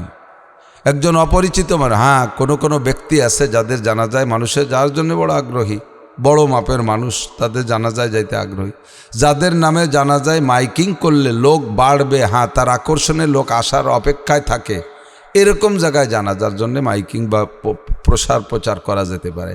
যে সমস্ত মানুষের নামে মাঝে মাঝে মাইকিং হয়, যাদের নামে কোনো লোক আসবে না, বেশি বাড়বে না, এই মাইকিং খরচটাও অপচয়ের গুনাহ হবে। মাইকিং করছেন, ব্যান খরচ দিয়েছেন, মাইকের যে সময় নষ্ট করছেন, এতে যে ভাড়া দিয়েছেন, এই ভাড়াটাও অপচয়ের গুনাহ হবে। এগুলো আমাদের ইবাদত না। মানুষ মারা যাওয়ার পরে 4 দিনের দিন একটা মিলাদ দিতে হবে, এটা আমাদের দেশে কবে থেকে যেন একটা প্রথা আছে। এটা এই প্রথাও শুরু হয়েছে একটা সময়, আছে, এর ইতিহাস আছে। আমাদের আজ থেকে 4-5-6 পুরুষ আগে খুঁজলে দেখা যাবে আমাদের পূর্বপুরুষ অনেকেরই হিন্দু ছিল। পুরন দলিল মুরব্বীরা খোঁজেন, বাড়ির জমির দলিল যদি পান, 4-5 পুরুষ আগের দলিল যদি থাকে ঘরে, দেখবেন সিরি আব্দুর রহমান, সিরি আব্দুল খালেক, নামটা মুসলমান হয়েছে কিন্তু সিরি পাল্টাইয়া মোহাম্মদ লাগাতে সাহস পাচ্ছে না হিন্দুকে দাপটে। বোঝা যাচ্ছে যে ওই সময় ওনাদের আর 1-2 পুরুষ আগে সিরি ছিল, কিন্তু এখন কলেমা পড়ে মুসলমান হয়েছে। তো হিন্দুরা মারা যাওয়ার পরে ওই কাঠুরিয়ে খাওয়ায়, 4 দিনের দিন কাঠুরিয়ে খাওয়ায়। যারা কাঠ বয়ে দেয় তাদেরকে খাওয়ায়, তার নাম হলো কাঠুরিয়ে খাওয়ানো, পোড়ানোর জন্য কাঠ বয়ে দেয়। এখন সেখান থেকে সবেমাত্র মুসলমান হয়েছে, মুসলমান হওয়ার পরে তো এই 4 দিনের দিন খাওয়া নাই। তো মুসলমান এদের একটু মন খারাপ, আমরা আগে হিন্দু ছিলাম, ভালো হয়েছে, মানুষ মারা গেলে কাঠুরি মাটুরি খাতাম, এখন যে ধর্মে আসলাম এই ধর্মে কোনো খাওয়া দাওয়া নাই। তৎকালীন মৌলবীরা কয় না, আমরা একটা খাওয়ার ইন্তজাম করি, তাহলে 4 দিনের দিন আমরা কাঠ বয়া বইয়ের হিসাব করব না, জানাজায় যারা আসছে তাদেরও হতে পারে, অথবা আনুষঙ্গিক আশপাশ দিয়ে আমরা একটা গরু টরু মেরে দিয়ে একটু জিলাপি টিলাপি ইত্যাদি দিয়ে একটু খাওয়া দেই, তাহলে ওই খাওয়ার এগেনস্টে এই খাওয়া, এদের মন খারাপ থাকবে না, ভালো হয়ে যাবে। এইভাবে হলে এই কামটা শুরু হয়েছে, এখন সেটা ইবাদতে পরিণত হয়েছে। এটাকে ইবাদত মনে করলে বেদাত হবে, এটা আল্লাহর হুকুম না, নবীর তরিকা না। যারা হজে গেছেন, উমরায় গেছেন, তারা দেখেছেন মক্কায় যে কয়দিন নামাজ পড়ছেন, প্রত্যেকটা ওক্তে জানাজার নামাজ। হাজি আছেন নাকি কেউ? হাজি দেখছেন না? বাস 3-4 জন সাক্ষী পাইছি। এক ওক্তেও কি জানাজা ছাড়া পাইছেন মক্কায়? মদিনায় মাঝে মাঝে গ্যাপ পাওয়া যায়, মদিনায় মাঝে মাঝে গ্যাপ পাওয়া যায়। তো মক্কায় এক ওক্ত জানাজা ছাড়া পান নাই। কোনো একটা জানাজার পরে কি পাইছেন যে হ্যাঁ ইনি খুব বড় মাপের মানুষ মারা গেছে, 4 দিনের দিন মিলাদ হবে, বাংলাদেশেতে জিলাপি আসতেছে ট্রাক বইরে, তোমরা চলে আসবা। আর এই দেশের খেজুর, বাংলাদেশি জিলাপি, কোনো মিলাদ নাই। বাদশাহ আবদুল্লাহ, এই যে বর্তমান যে বাদশাহ সালমান, এর ভাই আবদুল্লাহ যখন ইন্তেকাল করে, তখন আমি সৌদি আরবে জানাজাও রিয়াদে, আমিও সে সময় রিয়াদে ছিলাম একটা মাহফিলে। তো ওই পরে শুক্রবারে হেরেম শরীফে আসছে। আমি ভাবলাম যে এত বড় মানুষ, সৌদির বাদশা, এদের তোর পয়সার অভাব নেই, কত বড় কি যেন মক্কা শরীফে আজকে ঘটিয়েই যাবে। যে দেখলাম জুমোর আগে ইমাম সাহেব খুতবর ভিতরে কিছু প্রশংসা করলেন আর একটু দোয়া করলেন খুতবর ভিতরে। আর ওই যারা আরবি বোঝে তারা আমিন আমিন বলল, আমরাও আরবি বুঝে আমিন বললাম। পাবলিক বাঙালি যারা, তারা তো আমিন বলেও নেই, হাত উঠেও কোনো মোনাজাত নাই। আর নামাজের পরে ওই সময় কোনো এলানও নাই যে পরে দোয়া হবে আর মিলাদ হবে। ও জায়গা যদি একবার আল্লাহ বলে, 1 লক্ষ বার আল্লাহ বলার নেকি। একটা মিলাদ পড়লে, মিলাদ যদি সুন্নত হয়, নেকি হয়, তাহলে 1 লক্ষ মিলাদের নেকি। তা সে জায়গায় হইল না, কোরআন হাদিসে তো নাই। আমরা এটাকে যত সুন্দর করে করি, সেটা হবে কি ঈদের দিন রোজা রাখার মতো, আর মাগরিবের নামাজ 4 রাকাত পড়ার মতো হবে, যা আল্লাহর হুকুমও না, নবীর তরিকাও না। কথা কি বুঝতে পারছেন? আমাদের এই মাহফিল সুন্নাত, নবী আলাইহিস সালাম বয়ান করেছেন, সাহাবায়ে কেরামদেরকে নিয়ে বয়ান করতেন। এই বয়ানটা যতদিন পর্যন্ত সুন্নতি তরিকায় ছিল, অতদিন পর্যন্ত বয়ানের থেকে ভালো ফায়দা আসছে। আর যখনই সুন্নতি তরিকার খেলাফ হয়ে গেছে বয়ানের ভিতরে, আমাদের মনচাহি সাজসজ্জা তৈরি করে ফেলাইছি, তখন সাজ হয়, আনন্দ হয়, কিন্তু সে বয়ানের সেই অ্যাকশন হয় না। গত বছর ওয়াজ করছি যে কয়জনের দাড়ি নাই, এবারও সেই কয়জনের দাড়ি নেই। গতবার নামাজের ওয়াজ করলাম, গতবারও যারা নামাজ পড়তো না, এইবারও তারা পড়ে না। সমস্যা হলো তরিকার খেলাফ হয়ে যাচ্ছে। বয়ানের ভিতরে রং ঢং ভঙ্গি সঙ্গে গান গজল ইত্যাদি দিয়ে একটা ভিন্ন কায়দা। বক্তারা ভাইরাল হবে, কর্তৃপক্ষ এখান থেকে ইনকাম করবে, তার থেকে বক্তার একটা ভাগ পাবে, গড়ে মড়ে মোটামুটি একটা দুনিয়ার স্বাদের মধ্যে বেশি, আখেরাতের চাহিদা খুব একটা না। আর বয়ান করতে করতে রাত 12টা 1টা 2টা 3টে সারা রাত পর্যন্ত করে, যেটা সম্পূর্ণ সুন্নতি তরিকার খিলাফ। মানুষের ফজরের নামাজ নষ্ট হয়, তাহাজ্জুদের নষ্ট হয়, রাতের গভীর পর্যন্ত শব্দ দূষণের কারণে অনেক রোগীদের কষ্ট হয় ইত্যাদি মিলাইয়া ক্ষতির সাইডটাই বেশি পড়ে যায়, যার কারণে এর থেকে ভালো রেজাল্ট পাচ্ছি না। আমাদের মৌলানা আপনাদের মোহতামিম সাহেব আজকে আমার বিশ্বাস একটা সুন্নতি প্রোগ্রাম করছে, বেলা থাকতে বয়ান শুরু করছে, মৌলানা শফিক সাহেব বয়ান করছে। এখন আমি যতটুকু পারি বলে ঈশার নামাজ বা জামাত আমরা এখানে আদায় করে চলে যাব, ঠিক আছে না ইনশাআল্লাহ? আসলে তো কথা শোনা দরকার, গভীর রাত পর্যন্ত রাত ঘুম কামাই করে লাভ কি? কোনো লাভ আছে? কোনো লাভ নাই। 3টে কথাকে সামনে নিয়ে আমি 3টে আয়াত পড়েছি। 1 নম্বর হলো শারফুল মাকানে বিল মাকিন, অবস্থানকারীর কারণে অবস্থানের দাম বাড়ে ও কমে। খেয়াল করবেন, অবস্থানকারীর কারণে অবস্থানের দাম বাড়ে ও, এই ছোটরা কথা বলবি না, এই এক করে ওয়াই চলে যাবি, নয় চুপ করবি থাকবি। যেগুলো ওয়াজ বোঝে না সেইগুলো সামনে এসে খালি আইরুবানিয়ত্তি তালে তাই, আর বোঝা কজন সব দূরি দূরি তাই। অবস্থানকারীর কারণে অবস্থানের দাম বাড়ে ও কমে। বস্তার ভিতরে যদি বাসমতি চাউল থাকে, পাকিস্তানি বাসমতি চাউল, কেজি 300 টাকা, তাহলে 10 কেজির দাম 3000 টাকা। আর ওর ভিতরে যদি বস্তার ভিতরে যদি কুড়ো থাকে, তাহলে কুড়োর কেজি কয় টাকা, সেই হিসেবে 10 কেজির দাম সেই কয় টাকা। বস্তায় একই। 4টে বোতল নেছেন, প্লাস্টিকের বোতল, 1 টাকা দাম বোতলের। 4 বোতলের 1 বোতলের ভিতরে 1 কেজি পানি ঢুকাইছেন, মিনারেল ওয়াটার ইনটেক, বোতল মুখ আটকায় দিয়েছেন। এবার বোতল 1 টাকার বোতলের দাম 25 টাকা, ঠিক না? বোতলের দাম ছিল কত? 1 টাকা। পানি ঢুকার পরে বোতলের দাম হইছে 25 বা 30 টাকা, যে দামে বিক্রি হয়। তাহলে এইবার যে বোতলের দাম হলো 30 টাকা, এটা কি বোতলের কারামতি না ভিতরে মালের কারামতি? মালের কারামতি। একে বলে শারফুল মাকানে বিল মাকিন, অবস্থানকারীর কারণে অবস্থানের দাম বাড়ে। সেকেন্ড, দ্বিতীয় বোতলের ভিতরে 1 লিটার কেরোসিন তেল ঢুকাইছেন, কেরোসিনের লিটার 110 টাকা, এবার বোতলের দাম হলো 110। কথা বুঝতেছেন? একটু সায় দেন। বোতলের দাম কত? 110 টাকা। এই যে বোতল 1 টাকা দামের বোতলটা 110 টাকা বানাইলো, এটা কার কারামতি? ভিতরে মালের কারামতি, ঠিক কিনা? 3 নম্বর বোতলের ভিতরে ঢুকাইছেন 1 কেজি ঘি, ঘির কেজি কত? 1600 টাকা। এবার 1 টাকা দামের বোতলের দাম 1600 টাকা, ঠিক না? 3টাই বোতল 1 টাকা 1 টাকা 1 টাকা, 3 টাকার বোতলে এবার একটার দাম 25 টাকা, একটার দাম 110 টাকা, আর একটার দাম 1600 টাকা। 4 নম্বর বোতলের ভিতরে 1 লিটার পেশাব ঢুকাই দিয়েছেন, পেশাব করে মুখ আটকায় দিয়েছেন। এবার বোতলের দাম কয় টাকা? ওর মূল বডিতে যে 1 টাকা ছিল তাও মার খেয়ে গেছে, ঠিক কিনা? আগের 3টে বোতল যদি আপনার হাতে ধরাই দিয়ে যায়, আমি তো বাড়ি যেতে পারতেছি না, একটু এইদিক যাবো, আমাকে বোতল 3টে একটু আমাকে বাড়ি ছুঁয়ে যাইও, নাকে লজ্জায় পড়ে হলেও নেবেন। অথবা মনের মধ্যে একটু শখ থাকবেন যে 1 বোতলে তো ঘি আছে, শাশিরে কই একটু ডেলি না নিয়ে গেলাম, কতদিন খাই না গিয়ে কিনে, এভাবে নেবেন। কিন্তু 4 নম্বর বোতলটা যদি হাতে ধরাই দিয়ে বলি যে আমার তো ওই পপুলার ডায়াগনোসিস সেন্টারে আজকে সকালে পেশাব টেস্টের কথা ছিল, পেশাব তো ধরছি, জাতি সময় পাচ্ছি না, তুমি গোপালগঞ্জ যাচ্ছ যেহেতু বোতলটা নিয়ে যাও, বাড়ার টাকাও দিবানি, আমি নেবেন নাকি? কহ তোমার মুদ বই আমি পয়সা কাটি যাবানি, এই বাংলায় কয়ে ফেলবেন, ঠিক কি ঠিক না? তো 4 নম্বর বোতলটাও কিন্তু 1 টাকা দামের বোতল, ওই এমন পচা খাইছে যে ওর নামের পর ভাড়ার টাকা দিলেও হাতে তিরাজি না, ঠিক না?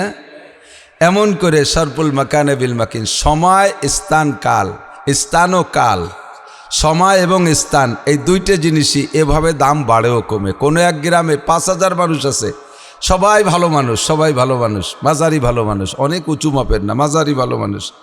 একটা আছে ইন্টারন্যাশনাল চোর, ওই গ্রামে বাংলাদেশের যে কোনো জায়গা যাইয়ে চোর ধরা পড়ছে, ওই গ্রামের নাম কয়। তা পুরো বাংলাদেশ ঘুরে ঘুরে গ্রামের নামরে পচাইছে, ওই গ্রামের নামই হয়ে গেছে চোরের গ্রাম। ও গ্রামে কেউ মাইও দেবে না, ও গ্রামের মেয়ে কেউ নীতিও রাজি না, চোরের গ্রামে আত্মীয়তা করবো না, ঠিক না? 1 চোরে বোতল পচাই ফেলাইছে, ঠিক কিনা? আর এক গ্রামের সাধারণ মানুষ নিচু মানের মানুষই বেশি কিষেন কামলা দেয়, ভ্যান রিক্সা চালায় বেড়ায়, ছোট ছোট ছোট ছোট কারবার করে। কিন্তু একটা মানুষ গবরে পদ্ম ফুল ফুটছে, একটা মানুষ জজ হয়ে গেছে ওই গ্রামে। এবার পুরো গ্রামের নাম জজের গ্রাম, পুরো গ্রামের নাম জজের গ্রাম। ওই গ্রামে যদি ফকিরের মাইও বিয়ে আনে তবু কয় জজের গ্রামে, অমুক জজের গ্রামে আত্মীয়তা করছি, ক্রেডিট বাড়ে। একে বলে সরপুল মাকানে বিল মাকিন, অবস্থানকারীর কারণে অবস্থান দাম বাড়ে। ও তো জানুয়ারি মাসের ভিতরে একটা রাত আসতেছে, যেই রাত সবে মেরাজ, যেই রাত্রে নবী আলাইহিস সালাম আল্লাহকে দেখেছেন, জান্নাত দেখেছেন, জাহান্নাম দেখেছেন, 7 আসমান পার হইলেন, বাইতুল মামুর, সিদরাতুল মুনতাহা দেখলেন। এত দামি রাত। আবার সেই জানুয়ারি মাসের 1 তারিখের রাতটার নাম রাখছে 31st নাইট। লক্ষ লক্ষ জেনা হয়েছে সারা বিশ্বব্যাপী। যুবক যুবতী, আপনারা তো অনেকেই ঘুমাইছিলেন, আমি রাস্তায় তো মাহফিল থাকে, রাত্রে তো রাস্তায় থাকি বেশিরভাগ টাইম, দেখি আরে কপাল, সে জানোয়ারে তালাশ করতে জন্য মোটর সাইকেল নিয়ে ভন ভন করে বেড়াচ্ছে। রাত 12টার পরেই জানোয়ার ঢুকবে বাংলাদেশে। এই নারী আর পুরুষ, সুন্দরী সুন্দরী যুবতী মেয়েদেরকে মোটর সাইকেলের পিছনে বসাইয়া পাঙ্কু পোলাপান বিশ্ব রোড দিয়ে, আমি ঢাকার থেকে আসি, 6 লেন ভাঙ্গার থেকে বিশেষ করে যাত্রাবাড়ি পর্যন্ত, ওটু কি তার গায়ে বাঁধে না কিছু, জানোয়ারে তালাশ করে বেড়াচ্ছে খালি। যখন ঢুকে পড়ছে রাত 12টা, সে যে কি একটা হইহুল্লা সরগোল শুরু করে দিয়েছে। সেই রাত্রে হাজার হাজার নাফরমানি গুনাহ হয়েছে। একই রাত, এইটা কত দামি, আর তারই একটা রাত, সেই রাতটাকে কত নষ্ট করে ফেলাইছে, তার ভিতরে পেশাব ঢুকই ফেলাইছে। কতক্ষণ সরবুল মাকানে বিল মাকিন, একে বলে অবস্থানকারীর কারণে অবস্থানের দাম বাড়া আর কমা। রাতের ভিতরে যত রাত আছে, সমস্ত রাতের ভিতরে আপনাদের কার কাছে কেমন লাগে? চাঁদনি রাত ভালো লাগে না অন্ধকার রাত ভালো লাগে? কথা কবেন না? চাঁদনি রাত ভালো লাগে না? অন্ধকার রাত ভালো লাগা মানুষ আছে না নাই? আছে। স্বর্গে অন্ধকার রাত ভালো লাগে, আমাবস্যা পছন্দ হয় খুব। পূর্ণিমা বা চাঁদনি রাতের পর খুব খেপাজি, চাঁদ এবার কি বাড়িয়ে গেল নাকি, মানে আমাবস্যা আসে না, কা সূর্যতে সুযোগ আছে। তো চোরের আমাবস্যা অন্ধকার ভালো লাগে, তাই তো। আর সাধারণ সব মানুষের চাঁদনি রাত ভালো লাগে। তো আমাবস্যার রাত অন্ধকার রাতির মতো একটা রাত। 21-এ চাঁদের 21 থেকে নিয়ে 29 পর্যন্ত, আর মাস যদি 29-এ যায় তাহলে 29-এর রাতটা অথবা 27-এর রাতটা, এটা তো গভীর অন্ধকারের রাত, আকাশে চাঁদ থাকেই না। থাকলে ওই শেষ দিক যে একটু যারা ওঠে তাতে আর আলোর কাজ হয় না, সারাটাই রাত অন্ধকার গেছে।